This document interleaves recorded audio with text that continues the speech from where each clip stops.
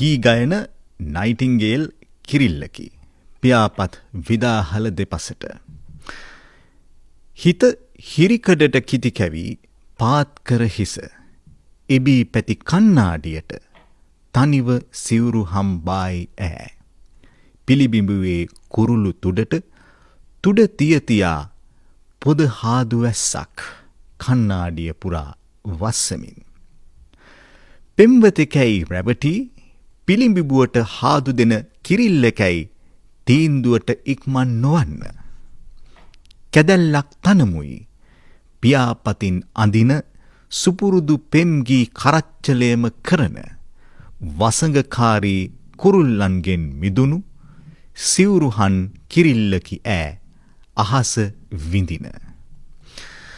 මම මේ කවිය උපුට ගන්නේ ශේෂ වනසේ සිනහව කියන මේ කාව්‍ය කෘතියෙන් මීට වසරකට පමණ ඉහතදී අපාතට පත්වන ජයන්ත කහටපිටිය නිර්මාණවේදියා අපාතට පත් කරන කාව්‍ය සංග්‍රහයකින් තමයි අපි මේ කවිය උපුටා ගන්නේ. මේක මේ එක්තරා විදිහකට මේ කවි පොතේ ශේෂ වනසේ සිනහව කියන කාව්‍ය කෘතියේ යට තියෙන පොඩි අපූර්ව මේ සටහනක් කියන්නේ පොඩි අදහසක් මකා දැමිය හැකිද රේඛාව. අපි ගොඩක් රේඛාවල් අඳිනවා. ඒ රේඛාවන් මේ අපි කොච්චර ඇඳත් ඒ ඇඳපු රේඛාවන් අපේ හිත්වල අපේ ජීවිත ඇතුලේ සමහර වෙලාවට රැව් දෙමින් තියෙනවා. අපි කොච්චර මකන්න හැදුවත් ඒ රේඛාවන් එහෙම මැකෙන්නේ නැහැ. මේ කවියත් මේ නිර්මාණත් අන්න එහෙම රේඛාවන් වගේ කියලා මට හිතෙන්නේ. අපි අද මේ ජයන්ත කහටපිටිය නිර්මාණවේදියාව කැඳවාගත් ශනිදා කරලට ඔහුගේ අලුත් නිර්මාණයක් පැමිණීමට නියමිතව තිබෙනවා. අපි ඒ ගැනත් කතා කිරීමේ බලාපොරොත්තු ඇතිව ඒ නිර්මාණය 5 වෙනිදා අප්‍රේල් මාසේ 5 වෙනිදා අපාතට පත්වීමට නියමිතව තිබෙනවා. ඉතින් ඒ ගැනත් කතා කිරීමේ බලාපොරොත්තු ඇතිව තමයි අද ජයන්ත කහටපිටිය නිර්මාණවේදියා අනෙක් පැත්තෙන් සමාජ ක්‍රියාධරයා අප වැඩසටහනට සම්බන්ධ කරගෙන. අයබෝන් අනුෂ්ක. කොහොමද ජීවිතේ ඉතින් මේ දවස්වල? හොඳයි. හොඳට යනවා. හොඳට යනවා කියලා කිව්වේ මොන විදිහේ අර්ථයකින්ද? චුට්ටක් කාර්ය බහුල අර්ථයෙන් තමයි මම එහෙම කිව්වේ. ඒ කියන්නේ අපිට වටිනාකමක් සහ අපාවට ඉන්න අයට වටිනාකමක් එකතු වෙන වැඩ ටිකක් කරන්න උත්සාහ කරමින් ඉන්නවා. ඒවා හිම සාර්ථක බවක් තමයි පේන්නේ අසාර්ථක බවකට වැඩිය. ඒ කියන්නේ දැන් එහෙම පසුබිමක් හැදිලාද තියෙන්නේ? වටා පිටාවක් හැදිලාද හැදෙමින් පවතිනවද? නිකන් අපිට පොඩි එහෙම අනුන් වෙනුවෙන් වැඩ කරාම යහපතක් වෙයි කියලා හිතෙන නිකන් විශ්වාසයක් ගොඩනගිලාද තියෙන්නේ? ඔව් ඒක අනුස්ක මේ මට හිතෙන්නේ අපි මහන්සි වෙනවා වැඩි කියලා. ඒ කියන්නේ සමාජ වෙනසක් කියන එක ඉබේට නිර්මාණය වෙන්නේ නැහැ. ඔව්. අපි හැමෝම එක පැත්තකින් අපි වෙනස් වෙන්න ඕනේ. අපි අපිව ප්‍රශ්න කරන්න ඕනේ. අපි සමාජ වෙනසකට කැමතිද? මේ තියෙන එකටම කැමති නම් ඒකෙන් කියවෙනවා මේ අපි ගැන දුක හිතෙන කතාවක්. ඒ කියන්නේ අපි මේ හැම දෙයක්ම යථාර්ථයක් කරගෙන ඉන්නවා වෙන්න පුළුවන්. ඒ කියන්නේ දැන් මම මෙතෙන් එද්දී 154 බස් එක හැමදාම අවුරුදු ගාණක් තිස්සේ මම කැම්පස් එකේ ඉද්දී 1990 ගණන් වලත් හරිම හැමෝම කතා වෙනවා මේ 154 බස් එක එන්නේ හිමීට කියලා. කොට යන්නේ කියලා. කොට යන්නේ කියලා. අදත් මම අහගෙන ඉස්සරහා සීට් එකේ හිටපු මහත්තයෙක් ඒ ගැන කතා කර යනවා. දැන් මේක වෙනස් කරන්න අපිට හිතන්නේ නැත්තේ අපි හිතනවා මේක තමයි ක්‍රමේ. ඒක ඕකේ. දැන් ඒ කියන්නේ ඒක අපේ ඇතුලේ තියෙන ප්‍රශ්නයක්. එතකොට සමාජ වෙනසක් කියන එකේ ලොකු පුළුල් අර්ථයක් තියෙනවා. ඒ වෙනුවෙන් අපි පුරවැසියෝ විදියට කොච්චර ඒ වෙනස ඉල්ලනවද, ශක්තිමත් ඒක ඉල්ලනවද සහ අපිට අවශ්‍ය වෙනස හඳුනා ගන්න කොහොමද කියන එක. දැන් අනුස්කට හොඳ එක නෙමෙයි මට හොඳ වෙන්නේ. එතකොට අපි හොඳක් සඳහා සටන් කරද්දී අපිට එන ගැටලුව තමයි මොකද්ද හොඳ කියන එක. සාපේක්ෂයි හොඳ කියන එකත් නේ. ඒක සාපේක්ෂයි. ඒක හැබැයි අපිට එකඟතාවයකට එන්න පුළුවන් තැන් තියෙනවා. ඒ සඳහා සංවිචාරණීය ක්‍රමයක් අපි භාවිතා කරන්න ඕනේ. සංවිචාරයක්. ඒ කියන්නේ සමාජ කතිකාවක් තුලින් හැමෝගෙම අදහස් අරගෙන මොකද්ද මේ අපි ඉල්ලන හොඳ කියන එක චුට්ටක් ප්‍රේම කරගන්න ඕනේ. එහෙම නැති වුනහම අපි හැමෝම එක එක හොඳ ඉල්ලලා ලොකු අවුලකටත් යනවා. ඉතින් මම හිතන්නේ සමාජයේ තාම මේ සංවාදය එහෙම ඇති වෙලා නැහැ කියලා. ඒ සංවාදය ඇති කරන්න තමයි අපි උත්සාහ කරන්න ඕනේ. ඔය හඳුන්වා දීමේදී ඔබ කියපු දේවල් එක්ක මේ මට අහන්න නානාවිද ප්‍රශ්න එනවා. හැබැයි මේ වැඩසටහන අතරතුරදී අපි ඒගෙන අහමු. ගම්පලාත එහෙම මම කුරුණෑගල. මං ඉපදුනේ නම් නිකවැරටියේ. නිකවැරටියටත් ටිකක් දුරින් කිලෝමීටර් 5ක් 6ක්. කොයි පැත්තට පුත්තලම් පැත්තට වෙන්නද? නෑ ඒ නිකවැරටියේ පොඩි ගමක්. අර ගමක් නෙමේ කොලනියක්. ඒ කියන්නේ ගම් සහ කොලනි කියලා දෙකක් තියෙනවා අනුස්ක. දැන් මම ඉන්නේ කුරුණෑගලට කිට්ටුව පුත්තලම් පාරේ. කලාව වෘත්තියක් විදිහට කරනවද නැත්නම් ඒක නිකන් ඔබේ ජීවිතයේ විනෝදාස්වාදය මූලික කරගනිමින් කරන දෙයක්ද? ඒක අනුස්ක මේ අපි හරි කැමති මේ කලාව වෘත්තියක් විදිහට කරන්න. මම හිතන්නේ මේ ලංකාවේ වෘත්තීය කලාකාරයෝ ඉන්නේ ඉතාම අතලොස්සක්. ලේඛකයෝ විදිහට ගත්තම නම් මම අහලා තියෙන්නේ මේ W අබේසිංහ මහත්තයා විතරයි හඳුන්වන්නේ මම වෘත්තීය ලේඛකෙක් කියලා. එයා කියන්නේ එයාගේ මේ අපි කියන්නේ ජීවනෝපාය ලියන එක. එහෙම වෙන අය මම දන්නේ නැහැ එහෙම එළිය කියන්න තරම් ශක්තිමත් ආර්ථිකයක් හදාගන්න පුළුවන්ද කියලා ලියුම තුලින්. අබේසිංහ මහත්තයාත් මම හිතන්නේ මේ ඔහු නීතිඥයෙක් සහ මේ හැබැයි ඔහු මම අහලා තියෙනවා දෙතුන් පාරක්ම ප්‍රකාශ කරලා තියෙනවා මම ලංකාවේ වෘත්තීය ලේඛකෙක් කියලා. ඔහුත් කුරුණෑගල. ඔහුත් කුරුණෑගල. ඉතින් වෘත්තීය ලේඛකෙක් වෙන්න නම් දේවල් ගොඩක් වෙනස් වෙන්න ඕනේ. අපි ගැන ඉදිරියේදී කතා කරමු. ලේඛනය කියන දේ සාමාන්‍යයෙන් ඉස්කෝලේ යන කාලේ ඔබට බද්ධ වෙච්ච දෙයක්ද? එහෙම නැත්නම් ඊට පසු කාලීනව ඔබ පොළඹවනු ලැබුවද? ලියන්න කවියක්, නවකතාවක්, කෙටි කතාවක්, ගද්‍යයක්? ඒකට ටිකක් ව්‍යාකූල උත්තරයක් තමයි තියෙන්නේ. අපි හිටපු අර චූටි පරිසරේ බොහොම මේ පොඩි පරිසරයක අපි ජීවත් වුණේ. සීමා සහිත සමාජයක හිටිය ගොඩක් ගොවිතැන් කරන අය. අපිට ওই සමාජයේ අපිට එළියෙන් ආව දෙයක් තමයි පත්තර. මිහිර පත්තරේ මට හොඳට මතකයි අපේ ගෙදර අපි චූටිම කාලෙත් ගත්තා. ඊට පස්සේ අපි චුට්ටක් ලොකු වෙද්දිම අපේ තාත්තා කියවන එක්කෙනෙක් හොඳ පාඨකෙක්. ඔහු පොත් අරගෙන ආවා රුසියන් පොත් එහෙම. ඊට අමතරව නිකවැරටිය පුස්තකාලේ අපි ඉවරනකන් කියෙව්වා. මට හිතෙන්නේ අපි චුට්ටක් හරි අපි පොඩ්ඩක් හරි අපේ දැනුම සහ අපේ ජීවිතයේ පළල් වුණා නම් ඒ කියවීම හරහා. එතකොට මම හිතන්නේ ඒක නිසා තමයි මේ ලියන්න උත්සාහ කරන්න ඇත්තේ. තාමත් උත්සාහ කරමින් ඉන්නවා. මුලින්ම ලියපු දේ ගැන අදහසක් තියෙනවද? මොන වගේ කාරණා මොකක් හරි අපි කියන්නේ පොඩි ඉන්ස්පිරේෂන් එකක් එනවනේ, පොඩි උත්තේජනයක් එනවනේ යමක් ලියන්න. මොකක් හරි එහෙම සිද්ධියක් බලපෑවද නැත්නම් කියවපු දේවල් එක්ක ඔබ හිතපු දෙයක් එක්ක ලිව්වද? ඔව් අනුස්ක දැන් අපි ඒ කාලේ ඉරිදා දිවයින ඒ කාලේ පත්තර ගොඩක් තිබුණා. රිවි රැස්, දිවයින, මව්බිම, ලක්බිම නෑ මව්බිම තිබුණේ. පත්තර ගොඩාක් තිබුණා. මේ අපි තරුණ වෙද්දී නම් ටැබ්ලොයිඩ් පත්තර ඊටාම ජනප්‍රියාංගයක් වෙලා තිබුණා. ওই පත්තරවල තිබුණා කවි පිටුවක්. ඒ කවි පිටු වලට මම ආකර්ෂණය වුණා. විශේෂයෙන්ම රාවේ පත්තරේ, ඉරිදා දිවයින පත්තරේ කවිමුතු, පද්ම කතාකය. මට මතක විදිහට පස්සේ කාලෙක කරේ දයාසේන ගුණසිංහ මහත්තයා තමයි මුලින්ම දිවයිනේ කරේ. ඊට පස්සේ චන්ද්‍රසිරි දොඩංගොඩ මහත්තයා මම හිතන්නේ කවි තීරුවේ. තාම ලස්සන කවි තිබුණා.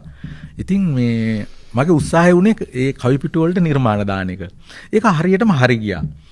ඒ කියන්නේ මම විශ්වවිද්‍යාල ශිෂ්‍යෙක් විදියට ඉද්දි මට මතකයි මේ හැම පත්තරයකම වාගේ ඉරිදා නිකුත් වෙන කවියක් තිබුණා. මේ ඒක තමයි ආරම්භය වුණේ. රත්නශ්‍රී මහත්තයා තමයි තේරුවේ මේ රාවේ පත්තරේ කවි. ඉතින් ඔහු අපේ කවියක් තෝරනවා කියන්නේ අපිට ලොකු නිකන් අර ලොකු ගැම්මක්. අනික ඒක නිකන් අපිව පෝස්ටරයක් ගහනවා වගේ. එළිය සමාජයේ අපි අඳුරා ගන්නවා. දැන් කැම්පස් එකේ යාළුවෝ වුණත් අඳුරා ගන්නවා. මෙයා ලියනවනේ කියලා. ඒකට අපි ඒ කාලේ ආසාව වෙන්නේ නැති. දැන් නම් එහෙම නැහැ. එහෙම.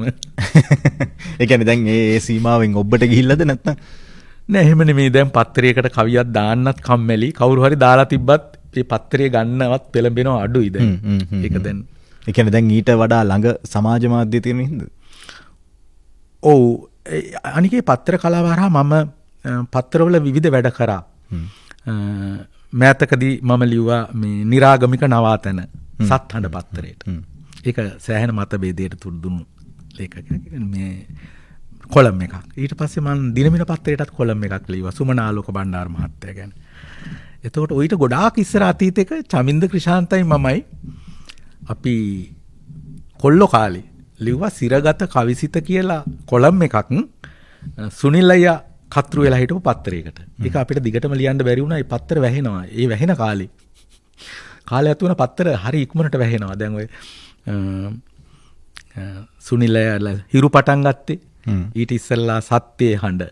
ඊට පස්සේ හිරු ඊට පස්සේ ජන යුගයේ වාගේ. එහෙමනම් ගොඩකින් ආවා පත්තර. ඊට පස්සේ මම සියරට පත්තරේ මෑතක සම්මුඛ පරීක්ෂකවරයෙක් විදියට වැඩ කරා නිල වශයෙන්ම. ඉතින් මම පත්තරයක වැඩ කරන්න ගත්තම මේ පත්තරේ ඉක්මනටම වැහෙන ගතියක් තමයි තියෙන්නේ. ඒ කියන්නේ ඒක ඔබේ දෝෂයක්ද නැත්නම් කර්මාන්තයේ දෝෂයක්ද එහෙම නැත්නම් රටේ මිනිස්සු කියවන්නේ නැද්ද පත්තර? පත්‍ර යුගයේ ඉවර වුණා. එහෙම කියන්න හොඳ නැහැ. ඔබ එහෙම හිතන ආසයකට. ඔව් මට හිතෙන්නේ ලංකාවේ හැබැයි ජාත්‍යන්තරව නෙමෙයි ලංකාවේ මට හිතෙන්නේ මේ පත්‍ර කලාවට වෙනම විදිහේ දෙන්න ඕන මේ ඉන්ස්පිරේෂන් එකක් කියලා. අපි අද ජයන්ත කහටපිටිය නිර්මාණවේදියා සමග මේ කතා කරමින් ඉන්නේ. ඔහුගේ අලුත්ම නවකතාව සීගිරි කාශ්‍යපට බර්ත්ඩේ කේක් එකක් කියලා තමයි තියෙන්නේ. මම මේ මට මේ කියවනකොට තේරුනේ සීගිරි කාශ්‍යපටද පටද බර්ත්ඩේ කාශ්‍යපට. ඔව් කාශ්‍යපට නිකන් එහෙම අර්ථයක් ගන්න පුළුවන් නේ. බර්ත්ඩේ කේක් එකක් තමයි මේ කෘතිය. මේ 5 වෙනිදා අප්‍රේල් මාසයේ සෙනසුරාදා හවස 3ට කුරුණෑගල දීම තමයි එළිදැක්වීමට නියමිතව තියෙන්නේ. අපි ඒ ගැන ටිකක් ඉදිරියේදී කතා කරමු. මේ නවකතා කෘතියට පාදක වෙන කාරණා ගැන මේ වැඩසටහන අතරතුරේදී ශනිදා කරලියතුරදී කතා කරන්න බලාපොරොත්තු වෙනවා. City FM Facebook fan page එක ඔස්සේ ඔබට මේ වැඩසටහන නරඹන්නට පුළුවන්. 89.6 89.8 තරංගමාලා ඔස්සේ ශ්‍රවණය කරනවාට අමතරව. එතකොට ඔහුව දකිමින් මේ සංවාදය මේ කතාබහ ඔබට නැරඹීමේ අවස්ථාව තියෙනවා. පළවෙනි කවි පොත කොයි වගේ කාලයක දෙන්නේ? විවාහකයාගේ ප්‍රේම ප්‍රාප්තිය එන්නේ 2017 වගේ කාලෙක. ඊට පස්සේ තමයි මම ඔය ශේෂවනසේ සිනහව මකා දැමී හැකිද රේඛාව කියන පොතට ආවේ. අවුරුදු 6ක විතර පරතරයක් තියෙනවා. කාලයක් තිස්සේ එකතු වුණු කවි තමයි මේ සංස්කරණයකට ලක් කරලා පළ කරේ. විවාහකයාගේ ප්‍රේම ප්‍රාප්තියත් එහෙමයි. මොකද මම හිතන්නේම කවියට ෆෑන් බේස් එකක් ඉන්නේ පොත් හරහා නෙමෙයි. මම හිතන්නේ සමාජ මාධ්‍ය හරහා. දැනට. ඒ කියන්නේ මේ මොහොත වෙද්දී ලංකාවේ සමාජ මාධ්‍යවල තියෙන කවි විශාල ප්‍රමාණයක් සක්‍රියව කියවනවා සහ ඒගොල්ලන්ගේ අදහස ඒවලෙම පළ කරනවා. ඒක නිසා මම හිතන්නේ සමාජ මාධ්‍ය කියන්නේ කවියෙක් අතාරින්න ඕනේ තැනක් කියලා. ඊට කලින් මේ විවාහකයාගේ ප්‍රේම ප්‍රාප්තිය එන්න කලින් ප්‍රකාශනයක් විදිහට මොකක් දාපු නිර්මාණය නවකතාව? ඔව් අපි මේ යෝන් මුලින්ම අපි චිත්‍රපටි තිර රචනයක් ලියුවා. චමින්ද ක්‍රිෂාන්තයි මමයි. අපි දෙන දීර්ඝ කාලීන යාළුවෝ.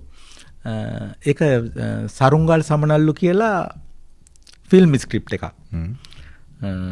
ඉතින් ඒක හඳගම මහත්තයා තමයි කියෝලා පසුවදනක් ලියලා දුන්නේ.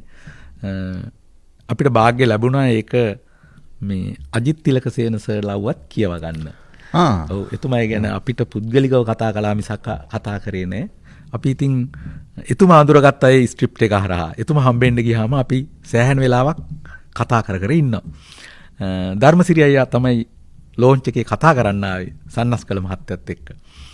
ඉතින් මේ අපේ ෆිල්ම් හීනේ නම් ඒ දවස්වලම බින්ද වැටුණා. අපිට තේරුණා ඒක සෑහෙන අමාරු වැඩක් කියලා. මේ ඔය කොයි කාලේද? ඔය 14 විතර 2014 වාගේ.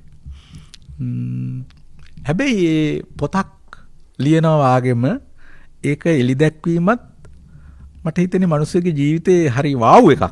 ඒ කියන්නේ ඒක කැලලක්. ඒ කියන්නේ මුහුරත් තුලෙල නෙමෙයිනේ.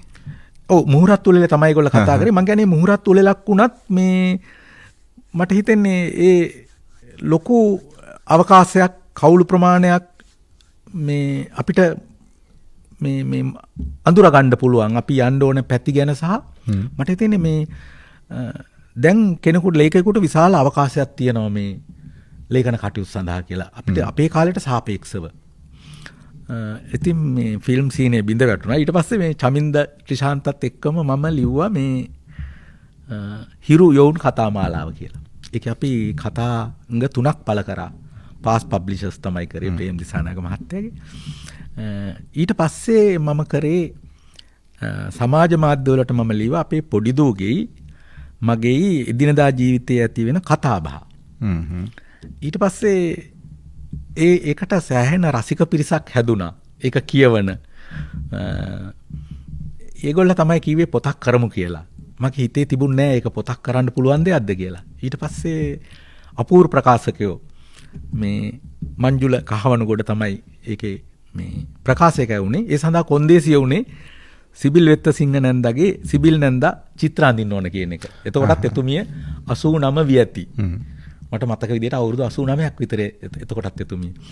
ඉතින් අපි ඩයස් පෙදෙසේ තියෙන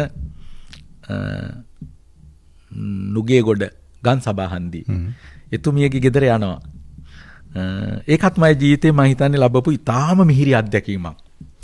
ඒ කියන්නේ අය තුල හිටපු නොනැසි අවුරුදු 89 හිටපු සිඟිත්තියක් චූටි ළමෙක් හිටියා. ඇගේ හිනාව ඇතුලේ හරි හයියෙන් හිනා වෙන කෙනෙක් තමයි සිබිල් නැන්දා. හරිම හයියෙන් හිනා වෙනවා. ඒ වගේම තමයි මේ එයා කතා කරද්දි මේ කතන්දර කියන ආකෘතියක් තියෙනවා. අපිට අහගෙන ඉන්න පුළුවන්. මට ඉතින් ලංකාවේ අපි ඔක්කොටම මුළු රටටම මගහැරුණු ලේඛිකාවක් තමයි සිබිල් නැන්දා කියන්නේ. මම මේක නිතර කියන කතාවක් මේ ජපානයේ 1984 හරි 86 හරි පවත්වන ජාත්‍යන්තර ලේඛකයින්ගේ කෘති පිළිබඳ වැඩසටහනක ඇගේ කෘතිය තේරෙනවා. ඉතින් මේ ඒගොල්ල ඇගේ කෘතිය තමයි මේ කුඩ හොරා අම්බ්‍රෙල්ලා තීෆ්. ඉතින් ජපානයේ අය ඒ අවුරුද්ද නම් කරනවා Year of Umbrella Thief කියලා. ජපාන් භාෂාවෙන් වෙන්නේ නැති නම් කරන්නේ ඉංග්‍රීසියෙන්. ඔබ Google කරොත් Year of Umbrella Thief කියලා තියෙනවා. සිබිල් නැන්දා තමයි ඒ පොතේ ලේඛිකාව. ඉතින් මේ සහ චිත්‍ර ඒ කියන්නේ ඒවා පික්ටෝරියල්නේ. ළමා කතා කිව්වම චිත්‍ර සහ ඒ දෙකම. ඉතින් ජපානයේ තියෙන ලේඛක ගම්මානේ එක කෝනර් එකක ඇයට වෙන් කරලා තියෙනවා. මම තාම ගිහිල්ලා නැහැ. මේ බලාපොරොත්තු වෙනවා මම ඒක නරඹන්න ජීවිතේ. ඇගේ කෘතිය මුල් පිටපත තියෙනවා. ඉතින් ඒ වගේම ඒගොල්ල ඇගේ පොත් ගොඩක් ප්‍රකාශයට පත් කරලා තියෙනවා. චෙකොස්ලෝකියාව, එතකොට චීනේ. මම ඒක කතා කර ඉද්දිම චීනේ රජයෙන්ද මම හරියටම පැහැදිලිව කියන්න දන්නේ නැහැ. මේ ඇයට එනවා කඩදාසි. ඇය ඒ චීනේ තියෙන ෆින්ගන් කර්මාන්ත ශාලාවල ඇගේ චිත්‍ර තියෙනවා. ඒ කියන්නේ ඇය මිය යන තුරුම ඇය ඊටාම සක්‍රියව ඇගේ ලේඛන කලාවේ ළමයින් සඳහා ලේඛන කලාවේ යෙදුණා. ඉතින් මොනවා හරි හින්දා මේ එයා ලංකාවට එච්චර ලොකුුනේ නැහැ. ගොඩක් දේවල් ලංකාවට ලොකුුනේ නැහැ නේද ලංකාවේ? ඒක තමයි ලොකුුනේ නැහැ. නැත්තම් මේ අපි නමකුත් දැම්මා සිබිල්ගේ විස්මලන්තේ කියලා. ඇය ඉපදුණු ගින්තොට තියෙන නිවස විස්මලන්තයක් හදාගන්න. මොකද අනුස්ක මේ ලංකාවේ එහෙම ලේඛක යන්ගේ ඒකට කියන්නේ ඕතර්ස් මියුසියම් කියලා. කතෘ කෞතුකාගාර. එහෙම ඒවා ලංකාවේ තියෙන වික්‍රමසිංහ මහත්තයා එක විතරයි. කේ ජයතිලක මහත්තයාගේ තියෙනවලු. මම ඒකට ගිහිල්ලා නැහැ. සේකරගේ නැහැ. සේකරගේ කෘති එකතු කරගෙන ඉන්නේ රදාවානේ. මට එතුමාගේ මේ දෙපාරක්ම හම්බ වුණා. මට නම මතක තිබ්බනම් ඊටාම වටිනවා ඒක කියන්න. මේ සේකර ගැන ඔහුගේ මේ අවුරුද්දේ තිබුණු උපන්දිනේදී එතුමාගේ ගෙදර ගියා. ඔහුගේ සියලුම මේ මූලික ලියකියවිලි ඒ වගේ මූලික කිව්වේ මම අත්පිටපත් එතුමා ගාව තියෙනවා සංරක්ෂණය වෙලා. එහෙම නැතුව ලංකාවේ සේකර වෙනුවෙන් අර ස්මාරකයක් තියෙන එක ඇර එහෙම එකක් වෙලා නැහැ. ඒ වගේ තත්ත්වයන් එක තමයි ඔබ අපි මේ වැඩ කරමින් ඉන්නේ. ඔව්. ඉතින් මේ සිබිල්ලන්තයක් හැදුන්නේ ඒ නිවස දැන් නෑ මම හිතන්නේ. ඩලස් පාරේ ඇය හිටියේ දෙවනි තට්ටුවක කවුළුවක අසල. ඇයටම විදිය පුටුවක අමුතුම පුටුවක හිටිය අය. ඉතින් ඒකේ එහා පැත්තේ පොඩි වන ගොමුවක් තිබුණා. ඒක දිහා බලාගෙන ඇය ලේඛන කලාවේ යෙදුනේ. ඉතින් මේ හැම එකක්ම මේ මියුසියම් පීස් තමයි. අපි රැකගත්තා නා. ඔව්. එහෙම උනේ නෑ. වෙන එකක් තියා අනුස්ක මේ අපි හැමෝම ආදරය කරන විමලරත්න කුමාරගම දැන් ඔහුගේ මහව ප්‍රාදේශීය ලේකම් කාර්යාලයේ ඔහු ටික කාලයක් නවාතැන් අරගෙන හිටපු නිල නිවස ක්වාටස් කියන්නේ අපි එකක් තිබුණා. ඉතින් මේ දවසක් චූලානන්ද සමරනායක චූලයියාගේ ඔෆිස් එකේ වැඩසටහනකට ආවම මම කිව්වා චූලයියේ මේක තමයි මේ විමලරත්න කුමාරගම හිටපු එක් කියලා. එයා කිව්වා ජයන්ත අපිට බැරිද මේකේ චූටි හරි දෙයක් කරන්න කියලා. ඒ ඔක්කොම කරන්න ඉස්සෙල්ලා දැන් කඩලා අයින් කරලත් ඉවරයි. නැත්තම් මේ එතන ඊටාම හොඳයි. ඒකට හේතු ගොඩාක් තිබුණා. එකක් තමයි රජයේ කාර්යාලය. දැන් අපි ඕක කියපු ගමන් ව්‍යාපෘතියක් විදියට කොහේ හරි තැනක එහෙම එකක් හදන්න පුළුවන්. හැබැයි ඒක නඩත්තු කරන්න ඕනේ. සක්‍රියව මිනිස්සු එන්න ඕනේ. හැබැයි අර ප්‍රාදේශීය ලේකම් කාර්යාලයක් වාගේ මිනිස්සු අවශ්‍යතාවලට එන තැනක ඒක හරීම ලස්සනට ඒක කරන්න තිබුණා. එතන ඉඩක් තිබුණා. ඉතින් ඒ සඳහා දැක්මක් තමයි තිබ්බේ නැත්තේ නිලධාරීන්ටවත් දේශපාලකයන්ටවත් ඒ දැක්ම තිබුණේ මේක මෙහෙම තියාගත්තොත් මේක අපිට වටිනවා කියලා. ඉතින් එහෙම දේවල් ඉක්මනටම මේ කටුගෙට යනවා. කටුගෙට නෙමෙයි මේ විනාශ වෙලා යනවා. දැන් ඔබ ජයපුර හැම ගියොත් ඔබ දකි මේ 1600 ගණන් වල තිබුණු ලන්දේසි යුගයේ තිබුණු දේවල් එහෙම්මම සංරක්ෂණය කරලා තියෙනවා. හරි? අපි මේ ගිය සති දෙකකට ඉස්සරලා ගියා මේ ඒක තියෙනවා මේ කොහොමද ඒ ජයපුර වල ජ්‍යොතිෂය ආරම්භ වුණු හැටි ලග්න හොයාගත්තු හැටි ඒ කෝණ හදපු ඒ ගොඩනැගිලි මේ ඒකට කියන්නේ ජන්තර් මන්තර් කියලා ඒ ස්මාරක වලට ඒව ඔක්කොම සංරක්ෂණය කරලා තියෙනවා ටුවරිස්ලා හරියට එනවා ඒ කියන්නේ අපේ සංස්කෘතිය අපි කොහොමද අලෙවි කරන්න කියන එක පිළිබඳව ඒ වචනෙට අකමැති වෙන්න පුළුවන් කෙනෙක් ඒ වුණාට සංරක්ෂණය වෙන්නේත් ඒක ඇතුලේ ඒක දෙකම එකට යන වැඩක් නැතු ඒ විකුණනවා කියන්නේ ඒක මේ අයින් වෙනවා කියන එක නෙමෙයිනේ. ඒක පවත්වාගෙන යනවා.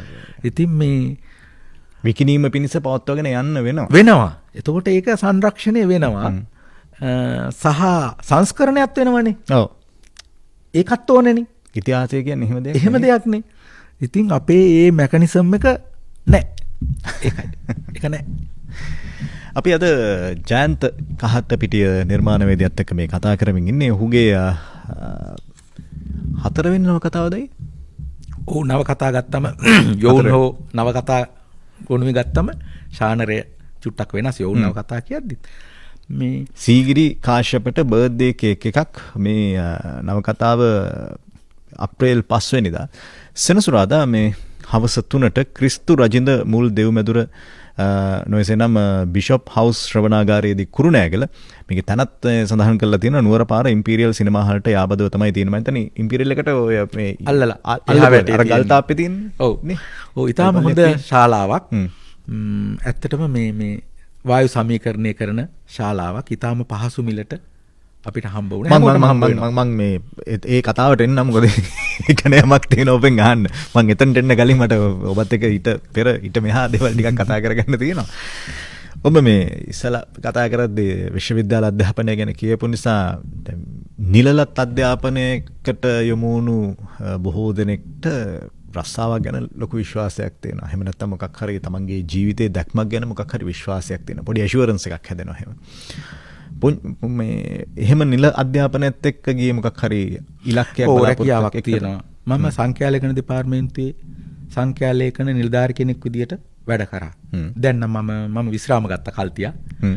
ඇයි ඒ සංඛ්‍යාලේඛන එක වැඩ කරන එක අමාරුද අකුරුත් එක්ක පොත් එක්ක වැඩ කරන එකට වඩා? ඒක නෙමෙයි. මේ එක දෙයක් එක දිගට කරන්න බැරි සීන් එක තමයි ඒකට හේතුව. මට හිතෙන්නේ මං ගත්ත හොඳ තීරණයක් කියලා විශ්‍රාම ගිය එක. ඊට පස්සේ මොකක්ද ඒ කියන්නේ දැන් ජීවිතේ ඊළඟට ගැට ගහගෙන යන්න ඕන ඒ වගේ දේවල්ත් එක්ක කොහොමද? ඒක අනුෂ්ක මේ දැන් ඔය අපි විශ්‍රාම යනවා කියන එක නමම මම හිතන්නේ වෙන සීන් නමක් නරක නමක්. ගොඩක් අයට වෙන්නේ වෘත්තියෙන් විශ්‍රාම ගියාම ලෙඩ ඇවිල්ලා ඒගොල්ල වයසට යනවා. මමත් වයසට යනවා. ඉතින් මම කියන්නේ මානසිකව සෑහෙන්න වැටෙනවා. ඒ කියන්නේ ගොඩක් ලංකාවේ අයට තියෙන වෘත්තීය ජීවිතයක් තමයි වෘත්තියක් කරනවා නම්. දැන් අපි ගත්තොත් වෛද්‍යවරයෙක් කිව්වොත් එයා 100% වෛද්‍යවරයෙක්. එයා ඥාතීන්ට ඒගොල්ලන්ගේ පවුලේ පව අඳුරලා දෙන්නේ ડોක්ටර් පුතා. මම කියන්නේ ඒ රැකියාවට ඌනනේ වෙනවා, රෙඩියුස් වෙනවා. යම් කිසි රිඩක්ෂන් එකක් වෙනවා. ඒ ඌනිත ස්වභාවය මම හිතන්නේ ලංකාවේ ඊටාම දරුණු විදියට තියෙනවා. ඒ හතරමායිමට කොටු වෙනවා. කොටු වෙනවා. කොටු වෙලා ඒගොල්ලෝ ඒක සාමාන්‍ය ජීවිතේ ඇක්ට් කරන්න ගන්නවා. ඒ හරි දුකයි. ඒ කියන්නේ අපිට එහෙම අපි දන්නවා වෛද්‍යවරයෙක් වෙන්න ඊටාම ලෝකේ මම හිතන්නේ අංක 1ටම තියෙන නේද තරඟකාරීම මේ ශාස්ත්‍රයෙන් එළියට ඇවිල්ලා නේද? බුද්ධිමත් අය. ඒගොල්ලෝ එහෙම වෛද්‍යවරයෙක් වුණාට පස්සේ ඒගොල්ලන්ට ඕන සමාජ ජීවිතය අතෑරෙනවා. කලාත්මක ජීවිතය කියලා හැකුත් තියෙනවනේ. අපේ ওই පොඩි ආධ්‍යාත්මික සංවර්ධනයට හේතු වෙන නේද? ඩ්‍රාමා එකක් බලන, එතකොට ෆිල්ම් එකක් බලන, යාළුවෝ එකතු වෙලා ආර්ට් එකක් ගැන කතා කරන, නව කතාවක් කියවන, යන්නේ ඒ ලයිෆ් එකත් අහිමි වෙනවා. ඊට පස්සේ ඉතින් මේ ඒගොල්ලෝ යාන්ත්‍රික වෙලා වෘත්තිකයෙක් වෙනවා. මම එක උදාහරණයක් කියන්නම් අනුස්ක මේ මීට අවුරුදු 20කට විතර ඉස්සර මේ අපි සීගිරිය නගිද්දි මේ කොල්ලෙක් සීගිරිය නගිනවා මේ ජපන් කෙනෙක්. ඊට පස්සේ මේ අපි පහු කරගෙන යා නැග්ගා. හරි අපිට කතා කරන්න බැරි වුණාට එයා අපි මේ හිටපු විදියට එයා අපිට පොඩක් සුවිශේෂ වුණා. ඊට පස්සේ ආපහු බහිද්දි එයා බහිනවා අපිට හම්බ වුණා ආයේ. ඊට පස්සේ ඔන්න මම කතා කරා. එයාට ඉංග්‍රීසි කතා කරන කෙනෙක්. ඊට පස්සේ එයා මට කිව්වා මම වෛද්‍යවරයෙක්. මම රිටයර් වෙලා ඉන්නේ කියලා. වයස පෙනුන්නේ නැහැ 30ක්වත්. ඊට පස්සේ මම පුදුම වෙද්දී එයා කිව්වා මේ මම මේ සීගිරියාව 8 වෙනි පාර කියලා. සීරියස් මේ සම්පූර්ණ ඇත්ත. එයා සීගිරිය නැගපු 8 වෙනි පාර කිව්වා. ජපන් ජාතිකයෙක්. ඔව් එයා ජපන් ජාතිකයෙක්. ඒ කියන්නේ එයා ට්‍රැවල් කරන එක කරන්නේ එයා 55න් ගිහිල්ලා රිටයර් වෙලා ඒගොල්ලෝ ඉතින් වයස පේන්නේ නැහැ නේ කොහොමද ඒගොල්ලන්ගේ මූණ ටිකක් අස්සනයිනේ. දැන් ලංකාවේ හිටියා මේ දේශපාලනය කරපු නිසා සීගිරි නගින්න බැරි වෙච්ච කට්ටියත්. ඒ කියන්නේ දේශපාලනය කියලා ඒගොල්ලෝ අරගෙන තියෙන දේ දේශපාලනේ නෙමෙයි. సౌందర్యාත්මක ජීවිතය අතෑරලා කොහොමද දේශපාලනය කරන්නේ නේද? දැන් අර කියන්නේ මේ සියවසේ හිටපු හොඳම දේශපාලකයා කියලා අපි අඳුරගන්න චේ ඔහුගේ ඩයිරීස් කියවපුවාම මෝටර් සයිකල් සවාරිය කියවපුවා අපිට තේරෙනවා කොච්චර රොමැන්ටික් ඒ වගේම ඇඩ්වෙන්චර් ප්‍රිය කරපු එතකොට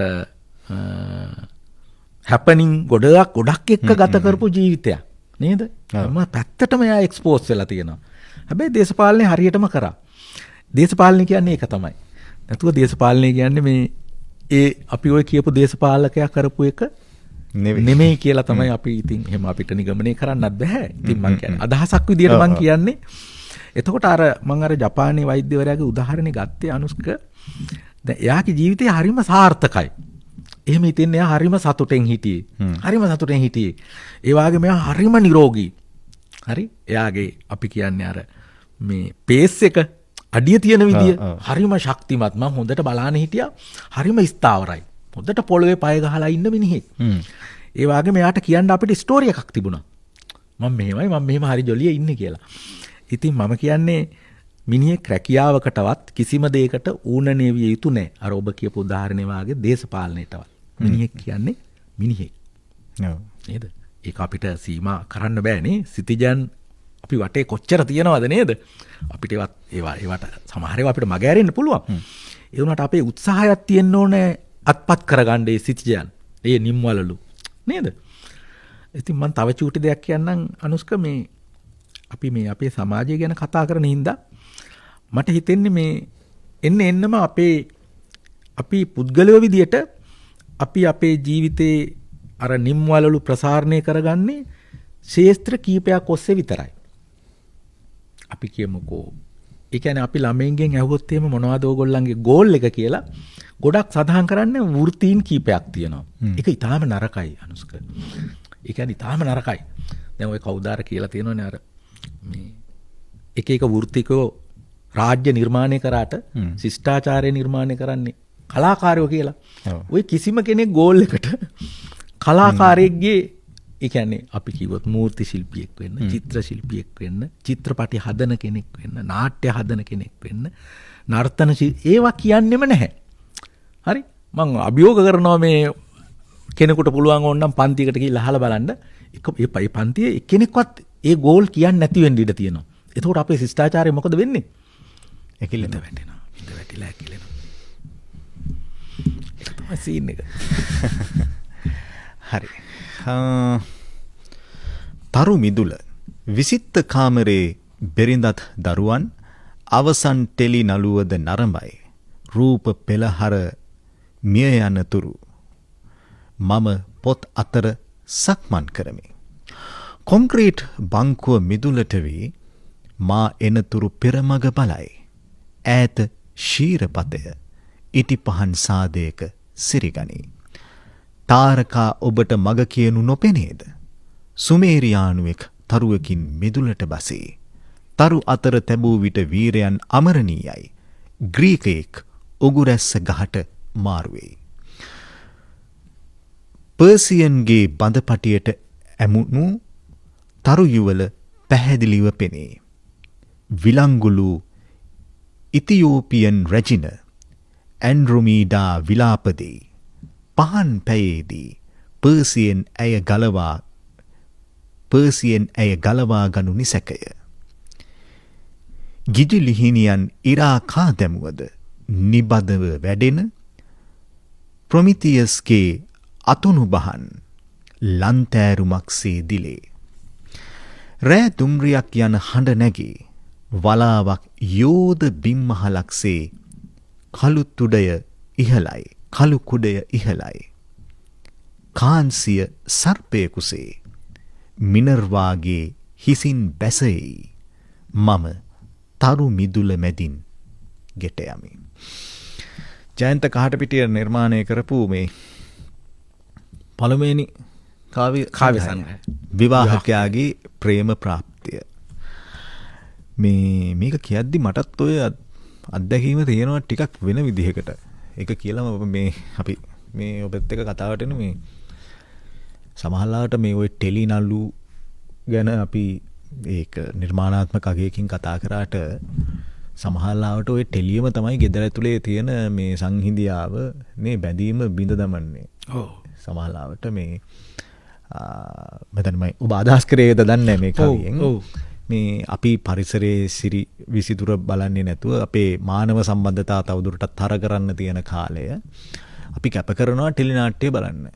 මට ඔබේ මේ කවිය කියවද්දි මගේ දුවේ ඔබ අවදීන් නම් මේ ගීතයත් රත්නශ්‍රී විජේසිංහ ලියපු මතක් වුණා. අර ඒත් එක්කම රජීව වසන්තවේල්ගම ලියලා තියෙනවා මේ ගීතයක් මේ එඩ්වඩ් ජයකොඩි මහත්මයාට එදා අපි 6 දෙනා කියලා. ඒත් තියෙන්නේ මේ ඔක්කොම බලලා අන්තිමට ප්ලාස්ටික් මල් තමයි හැදෙන්නේ කියලා. මට ওই සියලු දේවල් ටික මතක් වුණා ඔබේ මේ කාව්‍ය කෘතිය මේ කාව්‍ය සංග්‍රහය මේ කියවද්දි. ඔබේ අදහස? මම මේ කවිය කියන්න හදන්නේ අපි කොච්චර ලස්සන ශිෂ්ටාචාරයක් අහිමි කරගෙන තියනවාද කියලා. මේ ගයක් ඇතුළට වෙලා සාලේ වාඩි වෙලා මේ රූප පෙට්ටියක් දිහා බලා ඉන්න අපි කොච්චර අතීතයක් පහු කරගෙන ඇවිල්ලා තියනවාද කියලා. අපි සුමේරියානු ශිෂ්ටාචාරය. එතකොට ග්‍රීක ඒක තමයි මුල්ම ශිෂ්ටාචාරය නේද? මුල් මේක සුමේරියාව. ඔව්. ඒ වගේ ඒවා ගොඩ නැගිලා තියෙන්නේ මේ ඒ ගෘහ නිර්මාණ ශිල්පය ඇතුලේ නෙමෙයි. එළියේ. අහසේ තරුවල සාගරයේ මේ හැම තරුවකටම වීරයෙක් ඉන්නවා. සමහර වෙලාවට ඒ කතා දැන් මිය ගිහිල්ලා ඇති. ඒ සුරංගනා කතා අපි තාම ළමයෙකුට අපිට දෙන්න බෑ සාලේ ඇතුලේ කතාවක් හදලා. අපි දෙන්නේ සින්ඩරෙල්ලා. ඒ අපේ කතාවල තියෙන්නේ මේ පරිසරයේ හිටපු අය. ඒ පරිසරයත් එක්ක ස්නෝ වයිට් ඒ කොහොමද කුරුමිට්ටු 7 දෙනත් එක්ක වනාන්තරයේ වීදුරු පෙට්ටියක් ඇතුලේ ඉන්නේ. මේ හැම එකම අපි එළියට තමයි කැමති. අපි අහසට කැමති. අහසේ තරු දිහා බලන්න කැමති. ඒ තරු වලට කතන්දර හදන්න අපි කැමති. එතකොට මේ ඒ ශිෂ්ටාචාරය හරහා අපි දැන් අත්පත් කරගෙන තියෙනවා එක යුගයක්. දැන් මේ යුගයේ දැන් මගේ ජීවිතය ගත්තොත් මම දවසේ වැඩි වෙලාවක් කරන්නේ මගේ ෆෝන් එක දිහා බලා ඉන්න එක. බොරු කියන්න ඕනේ නැහැ. මගේ යාළුවොත් ගොඩක් දෙනෙක් එහෙම තමයි. කොයි වෙලේ කෝල් කරත් ඒගොල්ල ටක් ගාලා ෆෝන් එක ගන්නවා. ඒ කියන්නේ ෆෝන් එක ළඟ තියෙනවා අතේ තියෙනවා. සෝෂල් මීඩියා වල. ඉතින් අපිට මේකේ හින්දා අහිමි වෙන කෑල්ල තමයි සෝෂල් ඉන්ටරැක්ෂන්. සෝෂල් ඉන්ටරැක්ෂන් සමාජ අන්තර්ක්‍රියාව. ඔව් සමාජ සබැඳියාවන් ඒවා අහිමි වෙනවා. ඒ කියන්නේ මේකට කියන්නේ අපි සෝෂල් වෙල් බීಯಿಂග්. සාමාජීය යහපැවැත්ම. පැවැත්ම. අපිට ඉතාම අවශ්‍ය දෙයක් තමයි මේ සමාජීය යහපැවැත්ම. මේක බිඳ වැටුණු ගමන් අපිට ඔන්න එනවා දැන් අලුතෙන් ළමයින්ට තියෙන මේ මානසික ආතතිය. එතකොට අපි කියන්නේ කාන්සාව. ඔව්. විෂාදය වගේ තත්ත්වයක් තියෙනවා කියලා මේ ඩිප්‍රෙෂන් වලටම අන්තිමට යනවා. මේ සෝෂල් ඉන්ටරැක්ෂන් නැති හින්දා. අපිට මේක ජර්මනී වාගේ රටක් ගත්තම ඉතාම වැඩි කියලා ඒගොල්ලෝ කියන්නේ. ඒ කියන්නේ එක මිනිස්සෙක් තව මිනිස්සෙක් එක්ක කතා කරන්න හරිම අකමැති. හරිම අකමැති. අපි දුම්රිය ට්‍රැවල් කරනවා වෙන්න පුළුවන්, ප්ලේන් එකේ යනවා වෙන්න පුළුවන්. අපි පුද්ගලිකව එහෙම තමයි ඉන්න කැමති. ඉතින් මේක මට හිතෙන්නේ රෝගී තත්ත්වයක්. ඇත්තටම මේක රෝගී තත්ත්වයක්. ඒ කියන්නේ අපි කණ්ඩායම් සත්තු විදියට හැදිලා ඉන්නේ. ඒ අපේ ස්වභාවික සැකැස්ම ඒක අපි අහිමි කරගනිමින් ඉන්න එක ඇතුලේ මට හිතෙන්නේ ඉතින් ඛේදවාචක ගොඩක් නිර්මාණය වෙනවා. ඔබ මේ කවිය ඔස්සේ සෞන්දර්යයද මතු කරන්න උත්සාහ කළේ යථාර්ථයද මතු කරන්න උත්සාහ කරන්නේ? මුලින්ම කවිය කියන්නේ සෞන්දර්ය වස්තුවක්. ඒ කියන්නේ අපි කවියකට යද්දී ඒක වෙන වැඩබිමක්. අපි ඒක කවියක් කියලා අඳුරගන්නෙම ඒකේ තියෙන භාෂාව ඇතුලේ. ඒ කියන්නේ කාව්‍යෝක්තිය ඇතුලේ. ඒකින්ද සෞන්දර්යය බැහැර වෙලා අපිට කවියක් ලියන්න බෑ. ඒ කියන්නේ ඊටාම ශෝකාන්තයක් ගැන අපි කවියක් ලියුවත් ඒකේ සෞන්දර්යය තියෙනවා. හැබැයි අපි මේ සෞන්දර්ය වස්තුව ඇතුලේ අපි කතා කරන දේවල් වල එකම වස්තු බීජය ගැන වුණත් අපිට විවිධ ඉදිරිපත් කිරීම කරන්න පුළුවන් නේද? ඉතින් මගේ සාංකාව ඉදිරිපත් කරන විදියක් ඒ කියන්නේ මේ යුගයේ මැදි වයසේ පිරිමියෙක් පෙළෙන සාංකාව තමයි මම ওই කවිය හරහා ඉදිරිපත් කරන්නේ. ඉතින් මම හිතන්නේ කවියට පුළුවන් වෙන්න ඕනේ ඒ සාංකාව ඒ තමන් තෝරගන්න අත්දැකීම සංකල්පීය තලයකට ගේන්න. එතන කවිය කියන්නේ ඒකයි. අත්දැකීම එහෙමම ලියුවොත් ඒක අමු. ඔව්. ඒක අමු. ඒක අපි සංකල්පීය තලයකට ගෙනහම තමයි අර පාඨකයාට ඒක තමන්ගේ අත්දැකීමක් වෙන්නේ. ඉතින් මම උත්සාහ කරන්නේ අර මේ අපි හැමෝම අඳුරගෙන තියෙන පොදු තැනක් තියෙනවා. ඒ තමයි සුරංගනා කතා. ඒ වගේම ග්‍රීක වීර කාව්‍ය, පර්සියස්ගේ කතාව, ඇන්ඩ්‍රොමිඩාගේ කතාව. එතකොට අර අතුණු බහන් වැඩෙන ප්‍රොමිතියස් බන්ධනය, ඒකට කියන්නේ ප්‍රොමිතියස් බොන්ඩ් කියලා. ප්‍රොමිතියස්ගේ කතාව, පර්සියස් එතකොට අර සර්පයන් වාගේ ඉසකයා තියෙන මිනර්වා නෙමෙයි යාගේ නම. ඒ දෙවංගන. ඉතින් මේ දැන් මේව හරහා කවිය ඇතුලේ අපි ඔක්කොම හම්බ වෙනවා. එතකොට අර සාලේ ඉන්න පුරුෂයා සහ අපි මේ පහු කරගෙන ආව අපි දැනටමත් පොදු අත්දැකීමක් විදියට පුරාවෘත්තාරහා දන්න ඒ දෙක තමයි මම සංසන්දනය කරන්නේ. ඒක මන් දන්නේ සාර්ථක කවියක්ද කියලා. නමුත් ඔබ උත්සාහ කරනවා. මම උත්සාහ කරනවා. දැන් හරි ඉස්සල අවස්ථාවක කිව්වනේ ඔබ සමාජ මාධ්‍ය ඇතුලේ තමයි ඔබ කවි ලියමින් නිසා ඒක අර අපේ භාෂාවෙන් කිව්වොත් එම හොඳ රීච් එකක් තියෙනවා. හොඳ ප්‍රචාරණයක් තියෙනවා කවි පොත්වලට යනවට වැඩිය කියලා. ඒ කියන්නේ දැන් ඔබ මේ ශේෂවන සේසිනහවෙන් නවතිනවද කවි පොත් වගේ දෙයක්? ආයේ කවි පොතක් නම් මට කරන්න එච්චර බලාපොරොත්තුවක් නැහැ. හේතුව මට හිතෙන්නේ කවිය මේ ඉක්මවා ਵਿਚාරය ආවා කියලා. ඒ කියන්නේ කවි ගැන කතා කරන පිරිසක් වැඩිපුර ආවා. එතකොට ඒගොල්ලෝ සාමූහිකව යෝජනා කරනවා සමහර වෙලාවට කවිය මෙහෙම වෙන්න ඕන කියලා. ඒ යෝජනා වෙන තැන් අපි ගත්තම අපේ සාමාන්‍ය රසිකයාගෙන් බොහොම දුරස් වුණු තැන්. දැන් අනුස්ක කොළඹ යුගයේ මට මතකයි අපේ ගෙදර අපේ මහප්පගේ ට්‍රංක පෙට්ටියක් තිබුණා. ඒ කාලේ වාට මතකද යකඩ ට්‍රංක පෙට්ටියක් තියෙන. සූට්කේස් යකඩෙන් ලොක් එකක් තියෙන. ওই ට්‍රංක පෙට්ටිය පිරීලා තිබුණේ මේ ඒ කාලේ හරි ජනප්‍රිය කවි සංගරා. ඒකේ නම අපේ ගෙදර තිබුණු එකේ නම මී වනය, අඹ වනය හෝ ඒ වගේ නමක්. ජෝන් රාජදාස තමයි කතුරු වෙලා හිටියේ. ඒ සංගරාවෙම ඇතුලේ තියෙනවා විවිධ කවීන්ගේ කවි සංගරා ගැන. ඒ කියන්නේ කවි විශාල සංගරා ප්‍රමාණයක් තිබුණා. 775ට 750ට. එතකොට ඒ කියන්නේ මොකද්ද? ඒ කියන්නේ ඒ කාලේ සාමාන්‍ය මිනිස්සු කවිය රසවින්දා, කවි කියෙව්වා. එහෙම උනේ ඇයි? එහෙම උනේ ඒ කාලේ ලියපු කවි සාමාන්‍ය මිනිසුන්ට ගෝචර වුණා. හරි ඒක වර්ධනීය සවුවකට ගියාද කොටු උනද වායි කතා අපි අයින් කරාම මිනිසුන්ට ආට් ඕනේනේ. ඉතින් කවිය මිනිස්සු ආට් එකක් විදියට ගත්තා. මට ඉතින් අද වෙන විට මේ ਵਿਚාරය ඉස්සර වීම ඇතුලේ බොහෝ ඒ කියන්නේ ඒක ඉන්න රසික පිරිස අඩු වෙමින් යනවා. හැමෝම නිකන් ਵਿਚාරකයෝ වෙනවා කියලා. ඔව්. සහ මට හිතෙන්නේ ඒකෙන් කවිය හොඳ තැනකට යන්න පුළුවන්. හැබැයි අපි රස විඳින පිරිස හැම වෙලේම ඉන්නේ මධ්‍යස්ථ තැනක. හැබැයි සංවාදය හොඳ නැද්ද නිකන් මං කියන්නේ ਵਿਚාරය කියන එකට නෙමෙයි. මේ සංවාදයක් වගේ දෙයක් ਵਿਚාරයන් ඔස්සේ ගොඩනගෙන එක හොඳ නැද්ද කවියට? ඒකේ නරක තමයි අනුස්ක හොඳයි. ඒ මං ඔයාගේ අදහසට 100%ක් එකයි. ඒකේ නරක තමයි එතන තේරීමක් කරනවා. තේරීමක් කරලා තරංගවලට ඉදිරිපත් වෙනවා. සහ ජයග්‍රාහකයෝ වෙනවා. ඉතින් මේ ක්‍රියාදාමයේ හරහා මම දකිනවා ගොඩක් දෙනෙක් හර්ට් වෙනවා. ඒක හිතරි දෙනවා.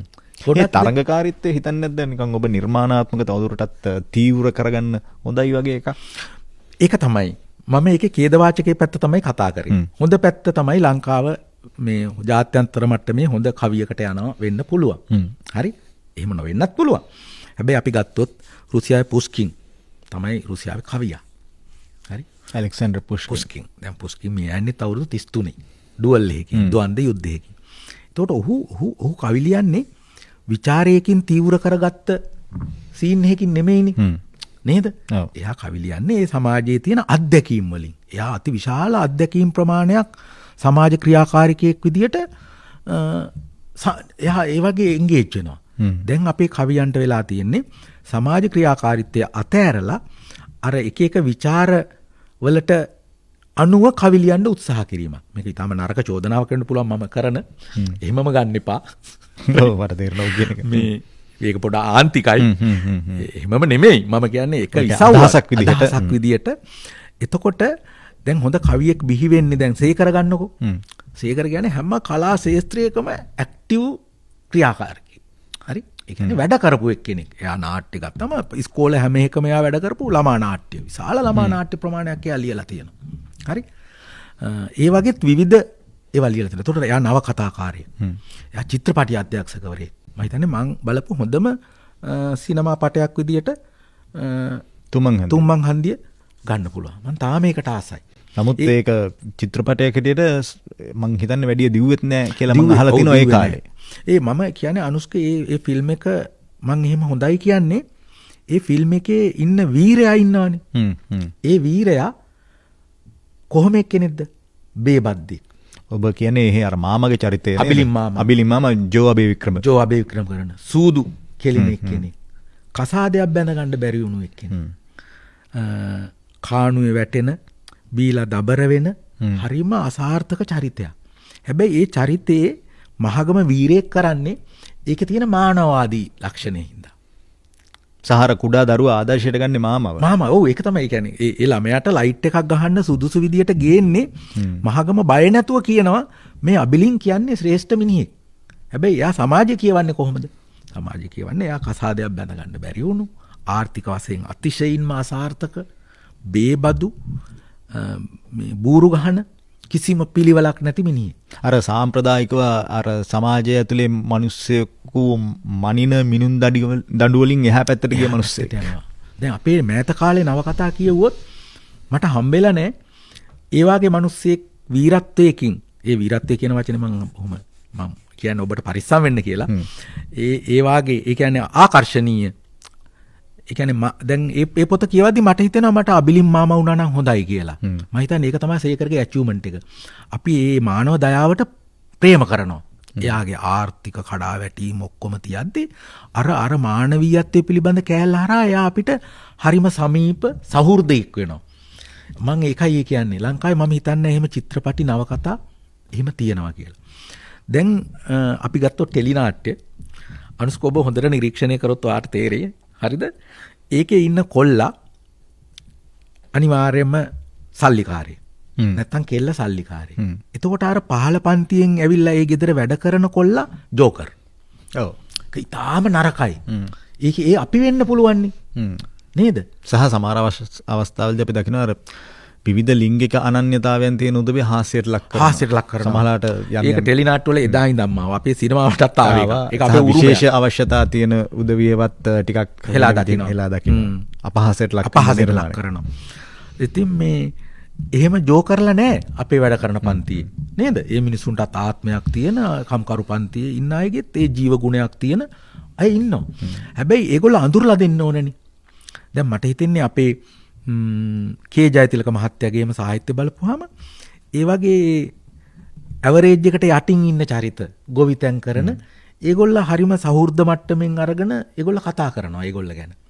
දැන් අලුතෙන් අපේ නවකතාව මේ මම කියන්නේ ඒක නරකයි කියලා. එහෙම වෙන්නේ මේ අනුෂ්කා අපේ අර දීර්ඝ කාලීන ඉතිහාසය තුළ අපි ආර්ථික ජයග්‍රහණ අත්පත් කරගන්නේ නැහනේ. ඉතින් අපේ මධ්‍යම පන්තියක් ප්‍රසාරණය වෙලා නැහැ. හැබැයි ලෝක සාහිත්‍ය ගත්තම අපේ ඔය තියෙන බඩගින්න ගැන එතකොට ගෙදරින් මේ කසාදයට අකමැති ඒවා එහෙම hina වෙන කාරණා වෙනවා. මොකද ඒවා ඒගොල්ලන්ට අහුවෙන්නේ නැහැ. ඒවා ඒගොල්ලන්ගේ සමාජයේ තියෙන ප්‍රශ්න නෙමෙයි. දැන් ඒගොල්ලෝ ඉන්නේ වෙනම අවධියක. අපිට ඉතින් එතෙන්ද පොළාපනින්න බෑ බලෙන් නේ. ඇයිද අපි ඉන්නේ අපේ බහුතරයක් තාම කෘෂිකාර්මයෙන් යැපෙන නේද? පහළ මට්ටමේ අය. ඉතින් ඒගොල්ලන්ට කලාව ඕනේ. ඒ කියන්නේ පොපියුලර් ආර්ට් එකක් අපි හදන්න ඕනේ. ඒගොල්ලත් ඇතුළත් කරලා. මට හිතෙන කවිය ඒක බැහැර කරමින් ඉන්නවා කියලා. අපි පැය ප්‍රවෘත්ති ප්‍රකාශයට යනවා. ඉන් අනතුරුව නැවත කතා කරන්නට බලාපොරොත්තු වෙන 89.6 89.8 තරංගමාලාවෙන් ශ්‍රවණය කරන City FM අපේ ආදරණීය හිතවතුන්ට ෆෑන් පේජ් එක නරඹන ඔබට මේ වැඩසටහන දිගටම නැරඹීමේ ශ්‍රවණය කිරීමේ අවස්ථාව තිබෙනවා.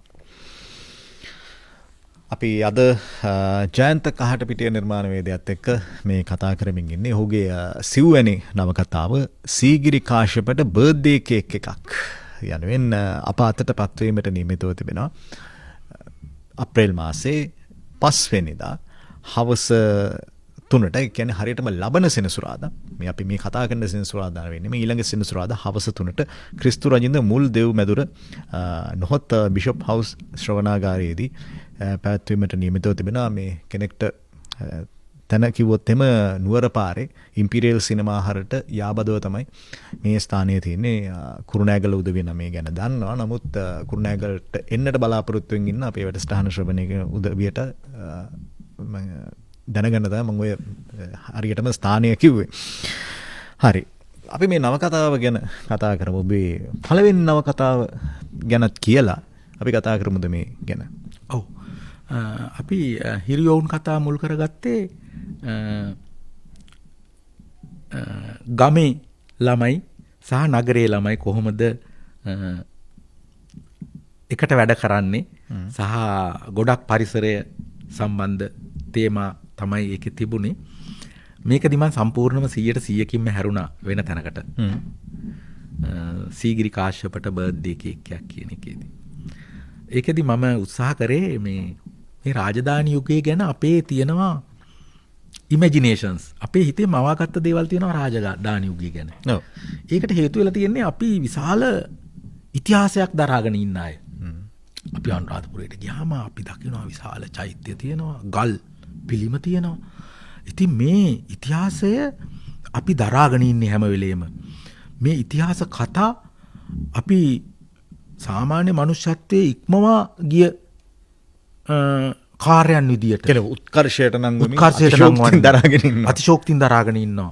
ඒවා මැවුම් විදියට හරි විශ්වකර්මයාගේ මල්ලි නැත්නම් විශ්වකර්මයා කියලා ඒ ෆිල්ම ඇඹුවේ එයා කියනවා. එතකොට අපි රුවන්වැලි සෑය ගැන දන්නවා. අපි මේ තූපවංශේ තියෙන හැටි. ඒකට කොහෙන්ද තඹ මතුනේ. මේවා ඔක්කොම අර ආගමක් නිර්මාණය වුණු විදියට තියෙන අතිශෝක්තියින් පිරීලා. සහ භක්තියෙන් අර සාමාන්‍යයෙන් වචනින් ගොත් එක මාරයි වගේ නිකන් පොරත්වයෙන් ඉන්නවා වගේ. සරලව කිව්වොත් ඔහොම තමයි. ඔව්. අපි මේ ඕනම රටක ඉතිහාසය එහෙම තමයි. දැන් අපි ওই සිංහ බාහුව කතාවයි කතා ගොඩක් ඉතිහාස කතා රටවල් වල තියෙනවා. දැන් අපි මේ ඉතිහාසය අපේ වර්තමාන ජීවිතේට යම් ප්‍රමාණයකට බාධා කරනවා. අනුස්ක. හරි. එකක් තමයි අපේ ජාතිකත්වයේ කියලා මේ සිංහල බෞද්ධ සෝත්තමවාදයක් මැචොයිසම් එකක් නිර්මාණය කරන්නත් මේක චුට්ටක් හරි හේතු වෙනවා. කියන සමහරවිට මේ ඉතිහාසය අපි නැවත නැවත ප්‍රතිනිර්මාණය කරගන්න හරි කැමති. කැමති. ඒකේ වීරයා වෙන්නේ හැම වෙලෙම බහු සංස්කෘතික බහු ජාතික රටක් වන ලංකාවේ බොහෝ විට මේ සිංහල ජාතිකත්වයෙන් එන එකක්. එතකොට මේවා අර මම මේ ඔබ බාධා කරන්න සමා වෙන්න මේ මම දැක්ක ලිපියක් අපේ ගණනාත ඔබේසේකර මහත්තයා මේ ගියාට පස්සේ ඔහුගේ ලිපියක් ඇවිල්ලා තියෙනවා මේ දුටුගැමුණු නම් ආපහු ඉපදුනා තමයි හැබැයි අර සිංහල බෞද්ධ දර්ශනීය දුටුගැමුණු ළඟ නැහැ කියලා. ඔව්. ඒ ගණනාතගේ මම හිතන්නේ එතුමාගේ තාම හොඳ කියවීමක් තිබුණා ඉතිහාසය පිළිබඳව. ඒවා පරිශීලනය කරන්න ඕනේ අපි ඇත්තටම. මම හිතන්නේ එතුමාගේ පොත් කීපයක්වත් පුස්තකාලේ නම් තියෙන්න ඕනේ. ඔව්. මේ අපි හැමෝගෙම අපිට තරණය කළ නොහැකි අර අන්බ්‍රිජබල් ගල්ෆ් එකක් වාගේ එතුමා. අපිට මම හිතන්නේ අපිට විතරක් නෙමෙයි ඒක. යා විශ්ව පුරවැසියෙක් විදියට එහෙම. ඉතින් මේ මම මේ බාධා කරනවා කියන එක කිව්වේ අපි ඉතිහාසේ නරක නැහැ. හැබැයි අපි ඉතිහාසය ඉදිරිපත් කරන විදිහේ නරකක් තියෙනවා. ඒ කියන්නේ අපි ගත්තොත් එහෙම සීගිරි යුගය කොහොමද ලෝක ඉතිහාසය කියලා හරිම රසවත් ග්‍රීක ශිෂ්ටාචාරයේ බිඳ වැටෙමින් තිබුණා. මම මේ කතා කරන්නේ ක්‍රිස්තු වර්ෂ 470 60 වාගේ කාලේ ලෝක ඉතිහාසය ගත්තම සහ සීගිරියෙන්ම මතුවලා තියෙන ලෝහ කාසියම ගත්තම අපිට තේරෙනවා ඒ කාලේ මේ විවිධ ජාතීන්ගේ එකතුවක් තමයි තිබුණේ. මේකට හේතු උනේ ඇලෙක්සැන්ඩර් the great මහා ඇලෙක්සැන්ඩර්ගේ අධිරාජ්‍ය කාශ්මීර පැත්තට මානුෂ්ක එනවනේ. ඔව්. ඔහු මිය ගියාට ඉන්දු ග්‍රීක ශිෂ්ටාචාරයක් මේ ඉන්දු ග්‍රීක රාජ්‍යයක් ඉතුරු වෙනවා. එතකොට ඔය පළවෙනි බුදු පිළිමේ එහෙම නෙලන්න හිතෙන්නේ නැත්තේ ඒ ගාන්ධාරයට එන ග්‍රීක ජාතිකයන්ගෙන්. මොකද ඒගොල්ලන්ගේ අර අක්පඹර කෙස් කලාපය පිරුණු අතපය මේ ඔක්කොම මේ ග්‍රීක උරුමයක් විදියට අපිට මූර්ති ශිල්පේ හම්බ වෙනවා. එතකොට මම කියන්නේ පිළිමවල තිබුණු නැමුන් රේඛා සමහර විට එන්නේ නැත්තේ චීනේ. මොකද චීන සේදමාවත හරහාව චීන ජාතිකයෝ චීන වෙලෙන්දෝ පායන් කියලා හාමුදුරු නමක් ආවා. ඒ ආවෙත් ඒ සමකාලීන කන්ටෙම්පරරි. එතකොට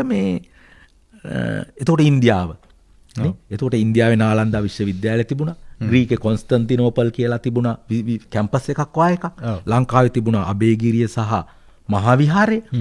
ඉතින් මේ හැම එකක්ම යාවෙලා තිබුණු යුගයක්. ඉතින් ඒ යුගයේ උරුමය ලෝක උරුමයක්. ඒක එක ජාතිකත්වයකට පවරගන්න බැහැ. ඉතින් මෙන්න මේ ඉතිහාස කියවීම තමයි මම මේකේ ඉදිරිපත් කරන්න හදන්නේ. ඒ කියන්නේ ප්‍රතිකියවීමක් අපි හැමෝම කියව ගන්න විදිහට වැඩිය වෙනස් මානයක් ඔබ විවෘත කරලා දෙන්න උත්සාහ කරන්නේ. ඔව් ඇත්තට මේක සංස්කරණයක්. සීගිරිය කියන්නේ සංස්කෘතික වස්තුවක් කියලා මම ගන්නවා. සීගිරිය කියන්නේ සංස්කෘතික වස්තුවක්. ඒක තියෙන භෞතික ලක්ෂණ වලට එහා ගිය අපේ තියෙනවා. මේ විඥානික මේ කොන්ෂස් එකේ තියෙනවා අපේ සීගිරියගේ පිළිබඳ කෑල්ලක්. හරි. එතකොට මම කියන්න යන්නේ අපිට කවදාවත් සීගිරි යුගයට යන්න බෑ. දැන් මගේ පොතේ නම් කාලය හරහා යනවා. ඒ ගියාට අපිට සීගිරි යුගයට යන්න බැරි ඒ රාජධානි යුගයේ රාජ්‍යත්ව යුගයේ මිනිස්සුන්ගේ දෘෂ්ටිවාද අපිට තේරෙන්නේ නැහැ. සීගිරිය ගොඩ නැගුවේ ඇයි කියන එකට උත්තරයක් අපිට කවදාකවත් උත්තර ගොඩාක් අපිට කතන්දර ගොඩාක් නිර්මාණය කරාට ඒ සැබෑ උත්තරේ අපිට හම්බ වෙන්නේ නැහැ. මොකද ඒගොල්ලන්ගේ මේ චින්තන විලාසයයි දැන් මේ රාජ්‍යත්ව යුගය වැඩවසම් යුගය යටත් විජිත යුගය ඒවා පහු කරගෙන ඉන්න කෙනෙකුගේ චින්තන විලාසයයි දෘෂ්ටිවාදයි අතර අහසට පොළොව වාගේ වෙනසක් තියෙනවා. දැන් මට ඕන වුණා සීගිරි යුගයේ ඉන්න ගෑනු ළමයෙක් නිර්මාණය කරන්න ඒ සමකාලීන දෘෂ්ටිවාදවලට වෙනස් විදියට හිතන. මම මේකට කරේ මම හැදුවා චරිතයක් චිත්‍ර ශිල්පියෙක් චිත්තකාර දත්ත කියලා.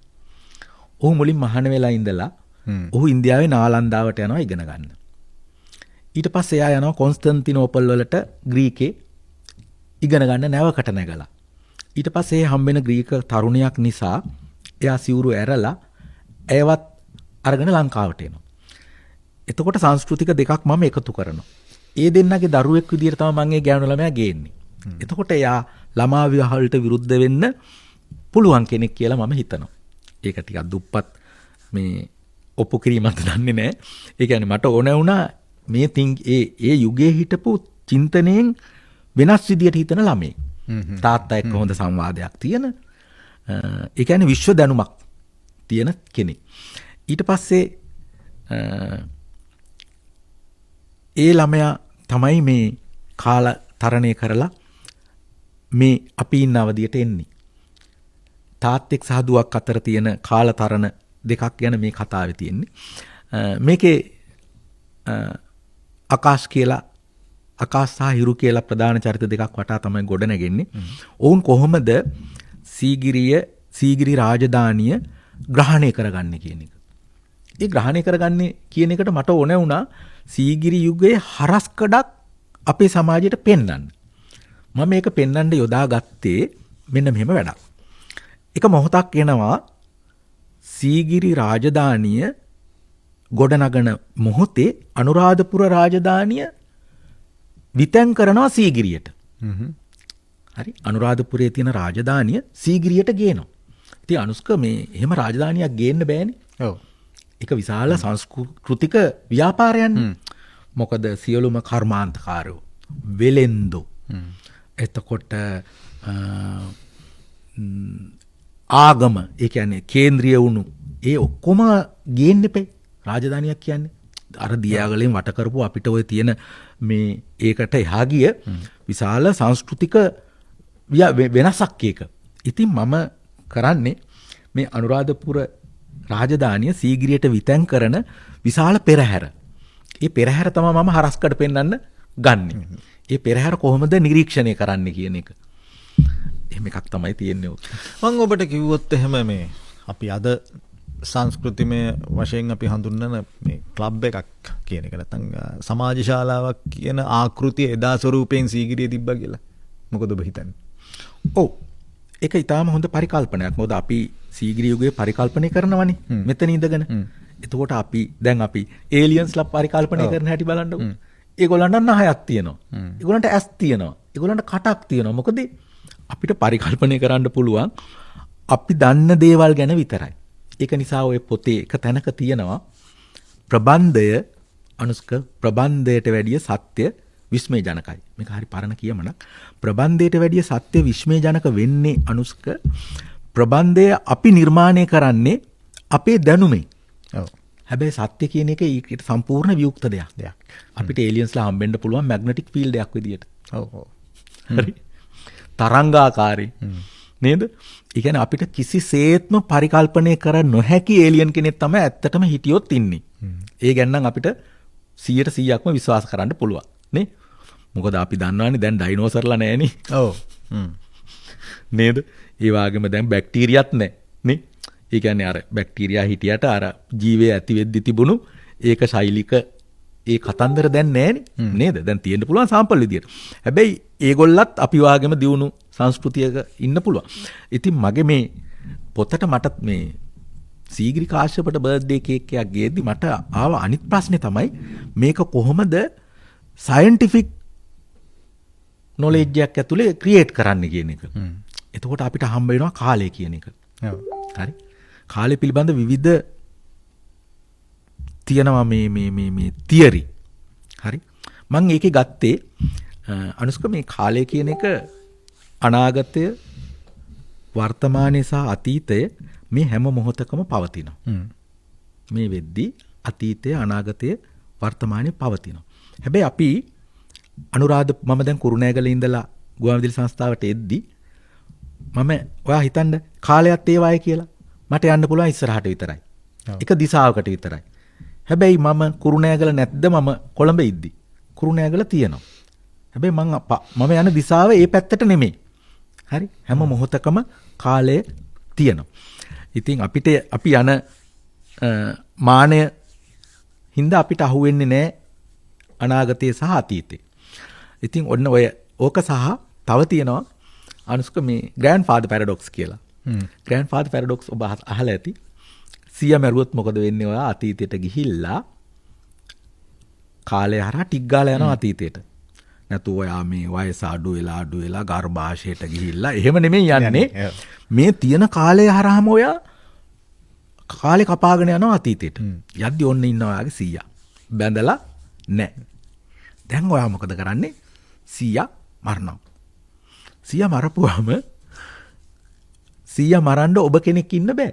මොකද ඔබ ඉපදෙන්න නම් සීයා කසාද බැඳලා එහෙම වෙන්න එපේ.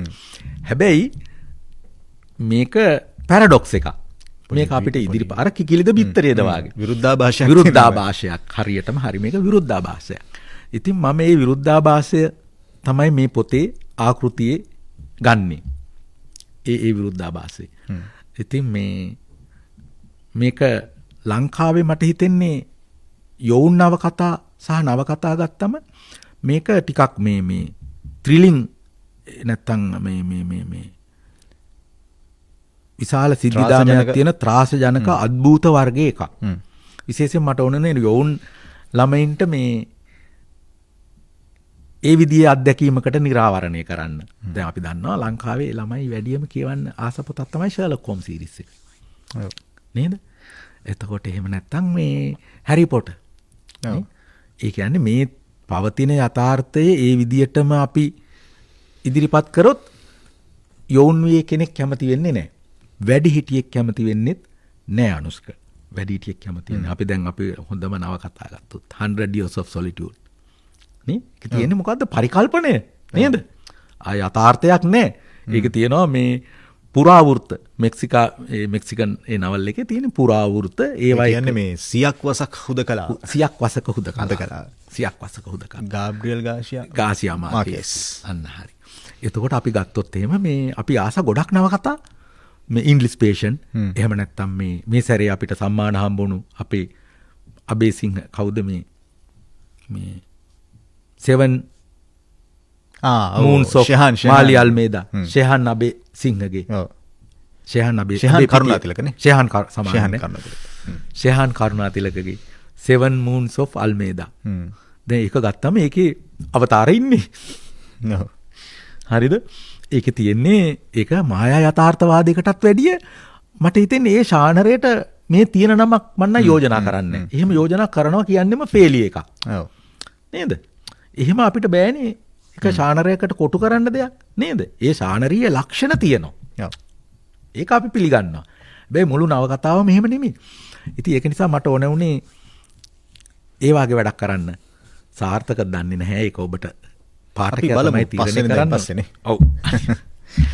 අපි අද ජයන්ත කහටපිටිය නිර්මාණවේදියත් එක්ක කතා කරමින් ඉන්නේ ඔහුගේ සීගිරි කාශ්‍යපට බර්ත්ඩේ කේක් එකක්. කෘතිය නවකතා කෘතිය හරියටම ලබන සෙනසුරාදා ඒ කියන්නේ අප්‍රේල් මාසේ 5 වෙනිදා හවස 3ට ක්‍රිස්තු රජින්ද මුල් දෙව්මැදුර කුරුණෑගල නුවරපාරේ ඉම්පීරියල් සිනමා හලට යාබදව තියෙන ඒ කලාපයේ පැවැත්වෙනවා. මහාචාර්ය ලියනගේ අමරකීර්ති එදිනට දෙසුම් පැවැත්වන්නට බලාපොරොත්තුවෙන් ඉන්නවා. ආධුනික ලේඛකයන් හමුවේ ඇති අභියෝග කියන මාතෘකාව යටතේ එතුමන් දේශනයක් පැවැත්වීමට නියමිත වෙනවා. නවක ලේඛකයන්ගේ අදහස් දැක්වීම සමග දිගහැරෙන සාහිත්‍ය සංවාදයක් මෙහි පැවැත්වෙනවා කියලා තමයි අපිට මේ ඔබ මේ ආරාධනා පත්‍රය තුර දන්වලා තියෙන්නේ.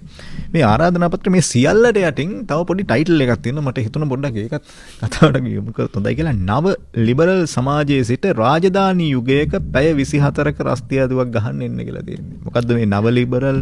එතකොට රාජධානී යුගය ඒක හරිම මතභේදයට තුඩු දෙන පොලිමිකල් අදහසක්. මොකද මේ අපි ඉන්නේ මොන යුගයේද කියන එක ගැන විශාල සංවාදයක් සමාජයේ තියෙනවා. නේද? මේක පොඩි නිකන් මට මන් දන්නේ ඔබ මේ කියනකොට කියපු දේවලුත් එක මට නිකන් අපි හයිබ්‍රිඩ් එකක් පස්සේ ඉන්නවා කියලා නිකන් අපිට රාජධානියත් ඕන ලිබරලුත් ඕන ওই දෙක අස්සේ නිකන් සංකලනය වෙලා අපි මොකක්ද එකක පැටලිලා වගේ එකක්. එහෙම සීන් එකක් තමයි තියෙන්නේ. එහෙම සීන් එකක් තමයි තියෙන්නේ. අනන්‍යතා අර්බුදයක් තමයි තියෙන්නේ. ඇත්තටම ඔයා ඒක හරි කැච් කරා පොත කියවන්න නැතු මේ ඒක ඒ කියන්නේ දැන් මේ අපි ඉන්න ලිබරල් හෝ නව ලිබරල් හෝ ප්‍රජාතන්ත්‍රවාදී හෝ මේ ඉන්න සමාජයේ ඉඳලා අපි රාජධානි යුගයේ පැය 24ක් කාලයක් තියෙන පොතේ අන්තර්ගතේ ඒ අතීතයේ ගත කරන පැය 24ක ඒ කාලේ තමයි මම අර සීගිරි යුගයේ හරස් කඩක් පෙන්වන්න උත්සාහ කරන්නේ. එතකොට මේ එතනදී මට අහුවෙන්නේ නැහැ කොහොමද සීගිරි යුගයේ මිනිස්සෙක් හිතන්නේ කියලා. ඒක මම අවංකවම කියන්න ඕනේ. මම කියවපු සීගිරිය පිළිබඳව මහා වංශයේ ලියලා තියෙන එක මේ ඒ කතන්දර විවිධ කතිකා සීගිරිය පිළිබඳ HCP බෙල්ගේ සරච්චන්ද්‍ර මහත්තයාගේ මේවා මම කියවන්නේ රාජධානි යුගයේ මිනිහෙක් විදියට නෙමෙයි. මේ දැන් මේ තියෙන මේ ප්‍රජාතන්ත්‍රවාදී සමාජයේ නිදහස් අධ්‍යාපනයේ ඉගෙන ගත්ත මුළු ලෝකේ තියෙන හැම ගොඩක් රටවල් වල ඉතිහාසය ගැන දන්න විශ්වය පිළිබඳවත් දන්න ග්‍රහලෝක ගැන දන්න ඒ වගේ චලිතය ගැන දන්න නිව්ටන් නියම ගැන දන්න මිනිස්සෙකුට සීගිරි යුගයේ කෙනෙක් හිතපු විදිය කියන්නේ අර අලියට අන්ධයාට අලියාගේ හැඩය පෙන්වනවා වගේ මේ අලියාගේ පාට කිව්වා වගේ. ඉතින් මේ හැබැයි මට එකක් කරන්න පුළුවන්. ඒ කියන්නේ මට පුළුවන් මේ යුගයේ ඉන්න මිනිස්සෙක් විදියට ඒ සමාජය ගැන මගේ අදහස් කියන්න. නේද? හැම වෙලේම මේක සංස්කරණයක්. මම ඒක පිළිගන්නවා. ඒක සංස්කරණයක්. ඉතින් ඒ සංස්කරණය තමයි මේ පොතේදී ඔබට හම්බ වෙන්නේ. ඉතින් මට මේ පොතේ ඉතිහාසයේ පිළිබඳ තොරතුරු යම් ප්‍රමාණයකට සත්‍ය මූලාශ්‍ර වලින් මම ගන්න උත්සාහ කරා. පුරාවිද්‍යාව පිළිබඳව මූලාශ්‍රයම මම ඇත්ත මූලාශ්‍ර දෙන්න උත්සාහ කළා. ඇත්ත කියලා දැනට පිළි අරගෙන තියෙන තොරතුරු මං ඉදිරිපත් කරන්න උත්සාහ කරා. එතකොට ඒ කාලේ තිබුණු එක උදාහරණයක් ගත්තොත් එහෙම ඔය සීගිරියේ සුරා කර්මාන්තය අරක්කු ඉන්ඩස්ට්‍රි එක අනුරාධපුර යුගයේ අරක්කු මත්පැන් කර්මාන්තය තිබ්බ විදිය ගැන ඊටාම හොඳ මූලාශ්‍ර ටිකක් මට හම්බ වුණා. මම කියන්නේ සංස්කරණයක් කියලා මම එතන කියන්නේ ඔබට ඕනෑම දෙයක් භාණ්ඩ හොමාරු හරහා ලබා ගන්න පුළුවන් වුණාට සීගිරි යුගයේ මත්පැන් මිලදී ගන්න නම් ඔබ කාසි ගෙවන්න ඕනේ. ඒක මගේ සංස්කරණේ. ඒක මගේ පරිකල්පනය. හරි. එතකොට ඒකේ එක කාන්තාවක් ඉන්නවා එයාගේ දුව මෙහෙකාර සේවයට අරගෙන ඇපේට තියලා ඒ මුදල ගෙවලා තමයි යව බේර ගන්න ඕනේ. මේකත් මට ඓතිහාසික මූලාශ්‍රයකින් හම්බුණු දෙයක්. ඒ මූලාශ්‍රයකින් හම්බුණු දෙයක්. මට දැන් ඒක උපුටා ගන්න මට මතකය අඩුයි. එතකොට මහාවංශයේ තියෙන එක දෙයක් තමයි මහාවංශයේ තියෙනවා මේ එක මොහොතක ධාතුසේන රජතුමාගේ රාජසභාවට ඇගේ දියණිය දුවගෙන එනවා. එයාගේ ෂෝල් එකේ සලුවේ ලේ ගෑවිලා තියෙනවා. ඉතින් පිය රජුරෝ ධාතුසේන අහනවා ඇයි මේ කියලා. එතකොට එයා කියනවා මිගාර පහර දුන්නා කියලා. ඊට පස්සේ මහාවංශයට අනුව ධාතුසේන රජුරෝ දඬුවම් දෙන්නේ මිගාරට නෙමෙයි. මිගාරගේ අම්මා වන ඔහුගේ නැගණියට. ඇයව තෙල් කටාරමක දාලා මේ මරලා දානවා. තෙල් කටාරමක දාලා. ඒක කොච්චර සාහසික වැඩක්ද? නේද? මේ තමයි අපේ මූලාශ්‍ර. දැන් එතකොට මේ මූලාශ්‍රත් එක්ක බැඳුණු විශාල මේ මානව චර්යා නේද? ඒ කාලේ රාජ්‍යත්වයේ කොහොමද රාජ්‍යය සකස් වෙලා තිබ්බේ? කොහොමද වෙළඳාම කෙරුණේ? කොහොමද උසාවිය නීතිය මේ පිළිබඳ අපිට වැටහීමක් ගන්න පුළුවන්. ඉතින් මම ඒවා ගැන සාකච්ඡා කරනවා ඍජුව නෙමෙයි ඒ චරිත හරහා. ඉතින් මම හිතන්නේ අපිට කවදාකවත් අතීතයට ගියාට අතීතයේ මිනිස්සු හිතපු විදිය අඳුර ගන්න නම් බෑ. විවේචන වලට ලෑස්තිද සූදානම්ද බාර ගන්න? ඒවට ප්‍රතිවිවේචන ප්‍රතිතර්ක ගොඩනගන්න බලාපොරොත්තුවක් තියෙනවද? ඒක මං හිතන්නේ මම නෙමෙයි විවේචන ඉදිරිපත් වුණාම දියුණු සමාජයක නම් සාහිත්‍ය පරිශීලනය කරන ඒ සමාජයේම විචාරකයෝ පාඨකයෝ තමයි අදහස් දක්වන්න ඕනේ. ඒගොල්ලන්ගේ සංවාදය තමයි ගලාගෙන යන්න ඕනේ. අපිට අපි කියන්නේ අපේ පාඨක සමාජයේ නොදියුණුයි සංවාදයේ නොදියුණු කියලා. නමුත් සංවාදවල පොඩි ඇතිවීමේ හිඟයක් තියෙනවානේ. සමහර සංවාදවල තියෙන ගුණාත්මක தත්ත්වය සහ සමහර සංවාදවල තියෙන පිටකසා ගැනීම. සමහර සංවාදවලට ලේඛකයා කොච්චර හොඳ දේ ලිව්වත් ලේඛකයා එක්ක තියෙන පෞද්ගලික කාරණා හින්දා ඇති කරගන්න යම් ගැටුම්කාරී සංවාද ඔය සියලු දේවල් මේ අපි සංකල්පණය වෙච්ච සමාජයක් ඇතුළේ ඉන්නේ. මම ඒකයි අර විදිහේ ප්‍රශ්නයක් ඔබෙන් අහුවේ. ඒක හරි. දැන් මම මේ නොදියුණු කියලා හැඳුන්වන්නේ නෙමෙයි. මම යෝජනා කරේ දියුණු සමාජයක නම් ඒක තමයි මතුවෙන්න ඕනේ. ඉතින් මේ ලේඛකයාට පුළුවන් ඒ දිහා බලාගෙන ඉඳලා ඊගාව කෘතියට යම් කිසි චූටි හරි ඔහු තුල ඒ පිළිබඳ සාධනීය චලනයක් ඇති කරගෙන වඩා ප්‍රශස්ත කෘතියකට යන්න විතරයි. නැතු එයාට උත්තර දෙන්න මම හිතන්නේ අයිතියක් තියෙනවා. ඒ ගැන විශාල විවාදයක් තියෙනවා සාහිත්‍ය සමාජය තුළ. සම්මාන පිළිබඳ බලාපොරොත්තුවකින්ද ලියන්නේ? එහෙම බලාපොරොත්තුවකිනුත් නෙමෙයි. මේ ඒවා ගොඩක් ඈත තියෙන කාරණා.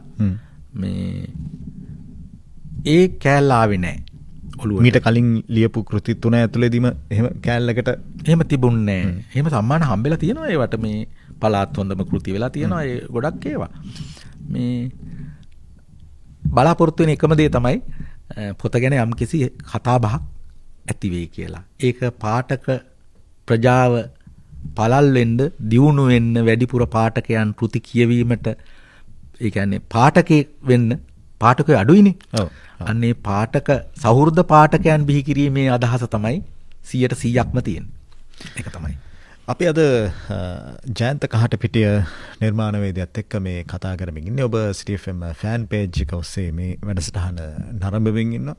89.6 89.8 කියන තරංගමාලා ඔස්සේ ඔබ මේ වැඩසටහන ශ්‍රවණය කරමින් ඉන්නවා.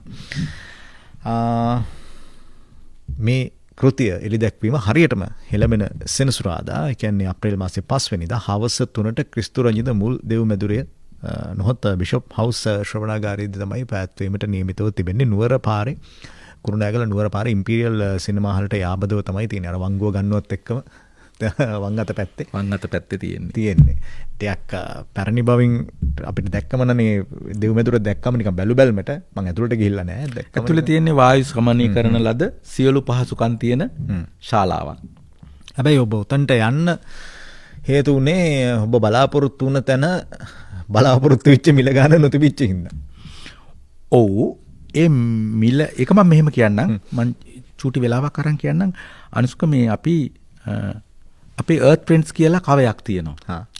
කුරුණෑගල. Earth Prints කිව්වම කුරුණෑගල දන්නවා. අපි ඒකේ ආර්ට් වැඩ ගොඩාක් කරලා තියෙනවා. වේදිකා නාට්‍ය පෙන්ලා තියෙනවා, චිත්‍රපට පෙන්ලා තියෙනවා. මේ හැම වෙලේම අපි අපේ උත්සාහ කරේ නාට්‍යයක් පෙන්වද්දි 500න් ඉහළ ටිකට් නොගහ ඉන්න. ඒ කියන්නේ දුප්පත් මිනිස්සෙකුට බලන්න. ඉතින් මේ ඒක නිසා අපේ ලොකු උනන්දුවක් සහ උත්සාහයක් තියෙනවා රජයේ රඟහල කියන එක ලාභ නොලබන කලා කටයුතු සඳහා සහන මිලකට ලබා දෙන්න ඕනේ කියලා. දැන් කුරුණෑගල පළාත් සභා ශ්‍රවණාගාරයේ ලක්ෂයයි.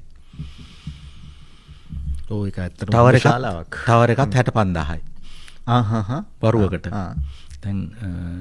දැන් මේ නව මිල ගණන් යටතේ මේ අවුරුද්දේ වායු සමනය හින්දාද එහෙම හින්දාද එතනදී අපි යෝජනා කරන්නේ ඒකට යන වියදම ගන්න සහ මිලකුත් ගන්න.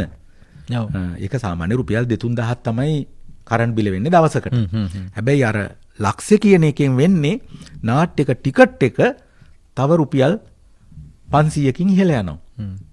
ඒකයි. එතකොට හැබැයි ඉතින් දැන් උතනද මෙහෙම දෙයක් මම මට හිතන දේ මම මේ කියන්නේ ඔබ නිර්මාණකරුවෙක් මම මේ ආයතනිකව පැත්තෙන් බලලා කිව්වොත් එimhe දැන් ওই ආයතන වලටත් පවත්වාගෙන යාමේදී ලාභ ලබන්න සිද්ධ වෙනවා නේ යම් වාණිජමය වශයෙන් යම් ඉලක්ක වුන්ටත් ලැබෙනවා ඇති. එතකොට මේ සියලු දේවල් එක්කනේ යන්නේ. එතකොට එතනදී දැන් අනුෂ්ක දැන් ඒවා අයිඩ්ලින් තියෙන්නේ. නිකන් තියෙන්නේ. දැන් ඔබ අද ගියොත් එහෙම නාගර ශාලාව නිකන් තියෙන්නේ. ඔය මේ පළාත් ශ්‍රවණාගාරේ නිකන්. මොකද මේ මිලට ගන්න බෑ. දැන් ওই දෙකම ෆයින් ටියුන් වෙන්න එපේ. අපි කියන්නේ අර ෆයින් ටියුන් වෙනවා කියලා. අනිත් එක ඕක කැටගරි කරන්න ඕනේ. ලාභ ලබන කලා වැඩ තියෙනවා. නාට්‍ය පෙන්වන්න පුළුවන්. එතකොට පුළුවන් මේ පළාත් සභාවටම ටිකට් එක සීල් කරලා දෙන්න. නගර ශාලාව දැන් රුපියල් 45000යි අලුත් මිල යටතේ 40000ක් විතර වෙනවා. ශාලාව සඳහා 25000යි. බද්දක් තියෙනවා 118. එතකොට මේ අනුස්කේතන තව චූටි දෙයක් කියන්න දෙනවා. ඒ ඇප්ලිකේෂන් එක 285යි. කොළ දෙකක ඇප්ලිකේෂන්. ඉතින් අපි කියන්නේ එහෙම කරන්න එපා කියලා. ඒ කියන්නේ කලාව පවත්වාගෙන යන්න ඕනේ නම් ඒක අපි හැමෝගෙම සමාජ වගකීමක් නම් මානව ශාස්ත්‍ර දියුණු කරන එක ලෝකෙ කොහෙවත් මානව ශාස්ත්‍ර වලින් ආදායම් ඉපීම අරමුණු කරගෙන නෙමෙයි තියෙන්නේ. ඔව්. එහෙම නෙමෙයි ඒක. ඒක පවතින්න ඕනේ. හැබැයි මේ පවත්වාගෙන යෑම ඇතුලේ ඒක දියුණු කරලා ඒක ව්‍යාපාරයක් කරගන්න අපිට පුළුවන්. ඔව්. දැන් අනුස්කා මට හොඳට මතකයි 80 දශකයේ නිකවැරටියේ මහසෙන් මහාවිද්‍යාලයේ මධ්‍ය මහාවිද්‍යාලයේ පොඩි ශ්‍රවණාගාරයක් තියෙනවා. රැස්වීම් ශාලාව. ඕකේ හොඳම නාට්‍ය පෙන්නුවා. තාරාව ගිලෙති විකෘති අපි බැලුවේ අර හෝල් එකේ කිසිම පහසුකමක් නැති. ඇයි ඒ? හොඳ නාට්‍යාව විශාල ප්‍රේක්ෂකාගාරයක් තිබුණා. දැන් ඒ හොඳ නාට්‍ය නිපද වෙන්නේ ප්‍රේක්ෂකාගාරය නැති හින්දා. හොඳ නාට්‍ය නිපද වෙන්නේ නැති හින්දා ප්‍රේක්ෂකාගාරයක් නැහැ. මේක කෝස් ඉෆෙක්ට් ඇතුලේ දෙකම නඩත්තු වෙමින් යන්නේ. ඉතින් මේක කඩන්න නම් මට හිතෙන්නේ රාජ්‍ය විදියට යම් කිසි පාඩු කරගෙන නෙමෙයි. ඒ වාගේ තැන් වලින් ලාභ ලැබීම අවම කරන්න ඕන කියලා තමයි අපි යෝජනා කරන්නේ. කොහොමද එතකොට රාජ්‍ය පවත්වාගෙන යන්නේ? ඒකනේ කියන්නේ මානව ශාස්ත්‍ර සඳහා දැන් අපි සෞඛ්‍ය සඳහා වියදම් කරන්නේ. ලාභයක් ලබන්න නෙමෙයි. අධ්‍යාපනය සඳහා කලාව කියන්නේත් එහෙම. වෙනම විදියකට ඒක ආයෝජනයක් වෙනවා. හරි. හැම වෙලේම ඉහළ කලාත්මක සමාජයක පොලිස් කාර්යය ඕනේ නැහැ. හරි. ස්වයං විනයක් ඇති වෙනවා. හැම දෙයක්ම දියුණු වෙනවා. දැන් ලංකාවේ අපි කිව්වොත් පුරවැසිභාවය දෙනවා ඕනම රටක කෙනෙක් ගන්න කියලා මම හිතන්නේ කීප දෙනෙක් තමයි එන්නේ. ඇයි ඒ? මැද පෙරදිග පවා එහෙමයි. ඊටාම සුපෝකභෝගී ආර්ථික වශයෙන් දියුණු වුණාට මානව ශාස්ත්‍ර අධ්‍යාපනයේ අතින් ඔබ බැලුවොත් එහෙම සංඛ්‍යා ලේඛන අපිට වැඩියත් යටින් තියෙන්නේ. ඔව්. ඒක ඒ ආයෝජනය කරන්න ඕනේ. දියුණු වෙනවයි කියන්නේ එක දෙකක්. දැන් ඔබ මේ රජය බලයට පත් කරන්නට මම දන්න විදිහට ලොකු දායකත්වයක් ලබා දීපු කෙනෙක්.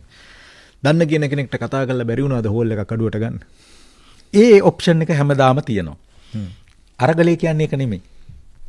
ක්‍රමයේ වෙනස් කරන එක. ක්‍රමයේ ඇතුලේ රිංගලා ෂෝට් කට් හොයන එක නෙමෙයි. ඒකෙන් තමයි මේ වැඩේ වෙලා තියෙන්නේ. මොකද මේ එහෙම කරගන්න ඕනම වෙලාවක පුළුවන්. ඒ අවස්ථාව විසින් තමයි අර පොදු අයිතිවාසිකම් දිනා ගැනීමේ අරගලය මොට කරලා දාන්නේ. දැන් මම කාර් එකක් ගත්තොත් මට හරිද පොදු ප්‍රවාහනය ඕනේ නැද්ද? ඒක තමයි තියෙන ප්‍රශ්නේ. පොදු ප්‍රවාහනය සඳහා හැමෝම එක වාගේ සටන් කරන්න ඕනේ නේ. කාර් එකක් ගන්න එකයි ඒකයි පටල ගන්න හොඳ නැහැ. මම නම් ඔය බස් වල රින්ගන්නේ ඒ කතාව හරියන්නේ නැහැ අනුස්ක. අපේ අරමුණ වෙන්න ඕනෙම අපි රටක් විදියට සමාජයක් විදියට තමයි අපේ අරමුණ ගොඩ නැගෙන්න ඕනේ. පුද්ගලිකව නෙමෙයි. අරගලයේ තියෙන්නේ යන්නේ එතන. ඔබට මේ එහෙම කිව්වම ඇත්තට මේ ගරුත්වයක් අපි ප්‍රදානය කරන්න කැමතියි. මොකද ගොඩක් අවස්ථාවලදී අපි දකිනවා මේක ඇත්තටම මේ පහුගිය දවසක අපිට ආරංචි වෙච්ච සිද්ධියක්. එක්තරා ලංකාවේ නම ගිය කලාකරුවෙක් හිටපු රටේ දේශපාලඥයෙකුට කතා කළා මේ තමන්ගේ උපන්දින සාදයට එන්න කියලා කියන ගමන් දැන් කොහොමද ඔය වැඩ කටයුතු කරන්නේ කියලා කිව්වම මට මෙච්චර ප්‍රමාණයක පොඩි මුදල් අඩුපාඩුවක් තියෙනවා කියලා කිව්වම හරි ඒක මම දෙන්නම් කියලා ඒ රාජ්‍ය නායකයා කියලා මේ යම් සංස්කෘතික කටයුත්තක් වෙනුවෙන් වැය කරන්නට තිබිච්ච මුදලක් අදාළ කලාකරුවාගේ නමට බැර කරන්න කියලා එක්තරා නිලධාරීවරයෙක්ට උපදෙස් දීලා තියෙනවා මේ මම මේ කියන්නේ අවුරුදු 10කට විතර කලින්. ඔව්. හරි ඒවා නීතිමය වශයෙන් මේ අල්ලගන්න අමාරු දැන්.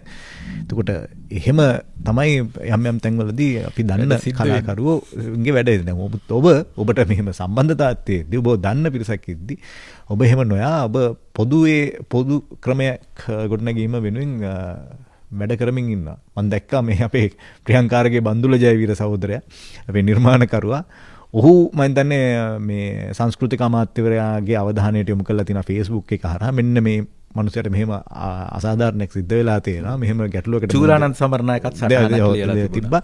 මේ පොඩ්ඩක් මේ ගැන බලන්න කියලා. ඒ නිසා අර එවැනි තත්වයකට එනවා කියන එක මම හිතන්නේ ඔබට තන මාරු කරගන්න සිද්ධ වුණත් ඒ විදිහට හිතන මිනිස්සු ඒ විදිහට ක්‍රියා කරන මිනිස්සු මේ එහෙම සමාජයක් හැදෙනවා එකත් මේක හොඳ ලකුණක්. ඒ අරගලේ තියෙනවා. ඉස්සරහට තියෙනවා. මම ඒකයි වැඩේ පටන් ගන්නකොට මම ඇහුවේ නිකන් විශ්වාසයක් නිකන් පොඩි පැහැබර එලියක් හැදීගෙන එනවද කියලා දැන් මේ පසුබිම ඇතුලේ. ඔව් මට හිතෙන්නේ අපි අපායෙන් ගොඩට ආවා. හැබැයි දිව්‍ය ලෝකයේ කියන එක අපි හැමෝම වෙනස් වෙලා ලබා ගන්න ඕන දෙයක්. මම දිව්‍ය ලෝක කිව්වේ මේ සිම්බල් එකක් විදියට. මේ අපි එතෙන්ට යන්න නැහැ. කියන්නේ වඩා උසස් තැනකට යන්න නම් හැම පුරවැසියෙක්ගේම පුරවැසි යුතුයකම ඉෂ්ට කරන්න ඕන. නිලධාරි විදියට හැමෝම විදියට අපි ආත්මාර්ථයේ චුට්ටකට අයින් කරලා අපි ඉන්න තැනින් ඉස්සරහට යන්න ව්‍යුහාත්මක වෙනස්කම්.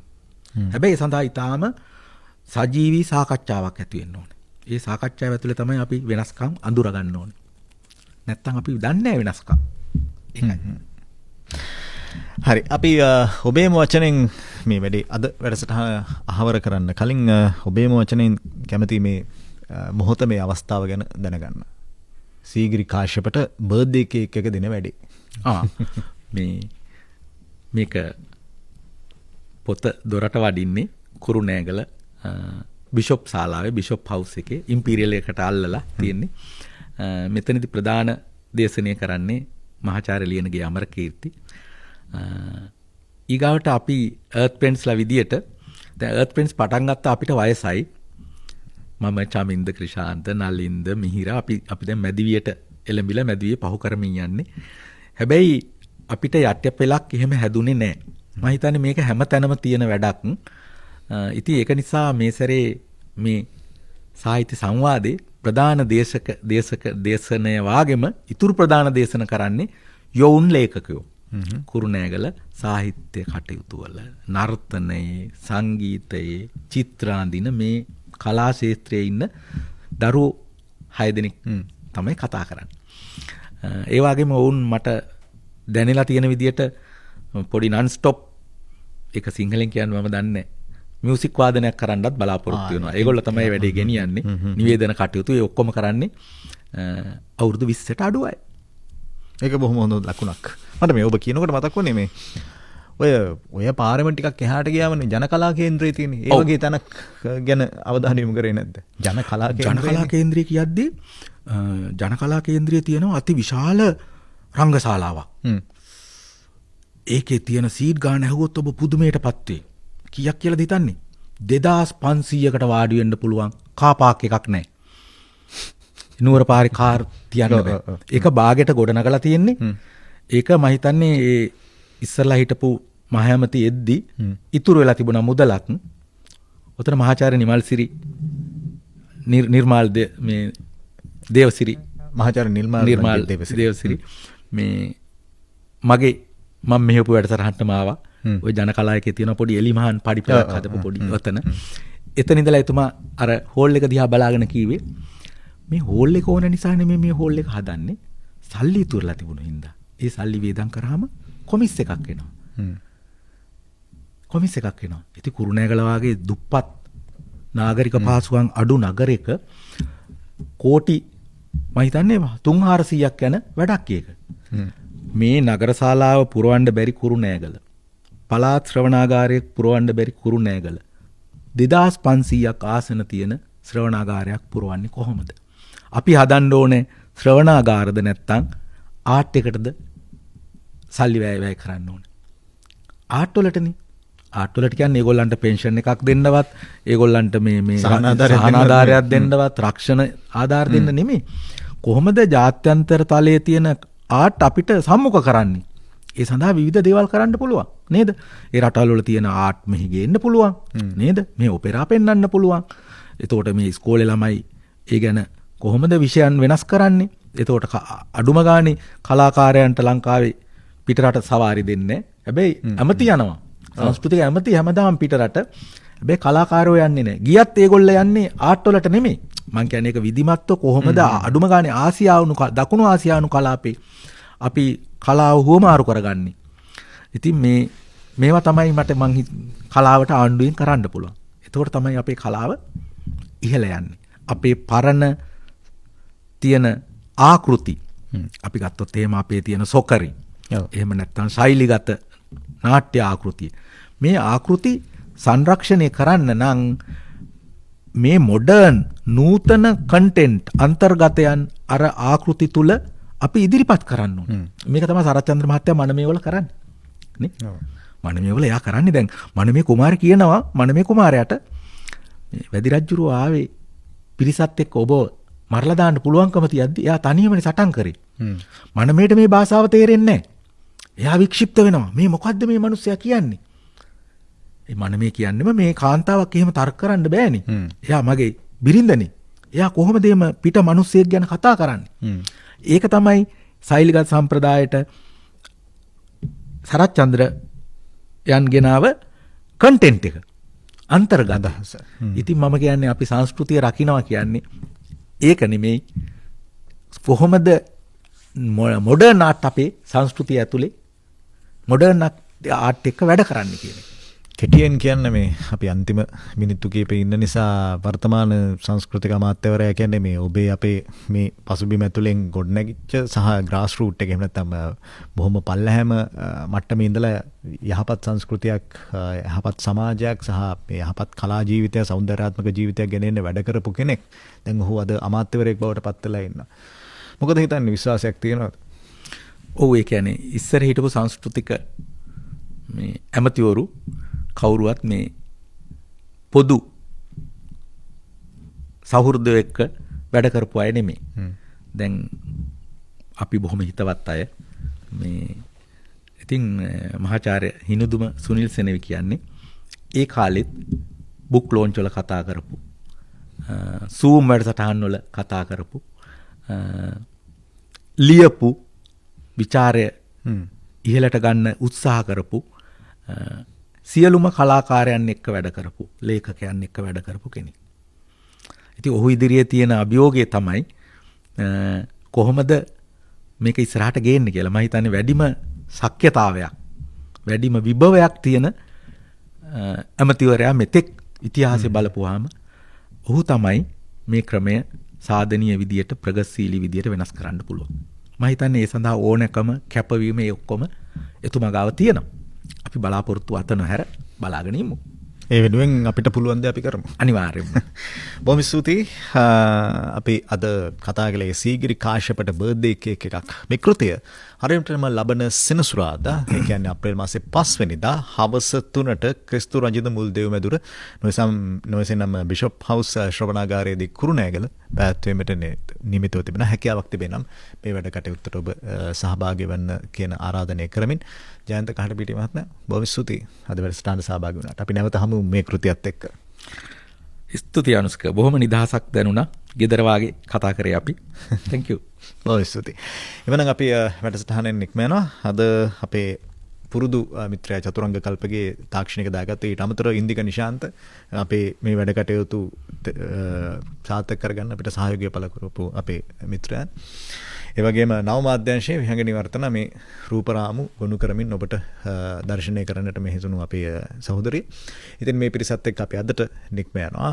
එළඹෙන සතිය අපි උත්සාහ කරනවා රට වැටුණත් කුළුණ කෙලින් කරපු පිරිසත් එක්ක මුණ ගැහෙන්න පොඩි උත්සාහයක් තියෙනවා. අපි බලමු උත්සාහය සාර්ථක කර ගැනීමේ බලාපොරොත්තුෙන් අපි අද ශනිදා කල්ලේ නික්ම යනවා. එළඹෙන සතිය සෙනසුරාදා උදේ 8ට අපි නැවත මුණ ගැහෙමු.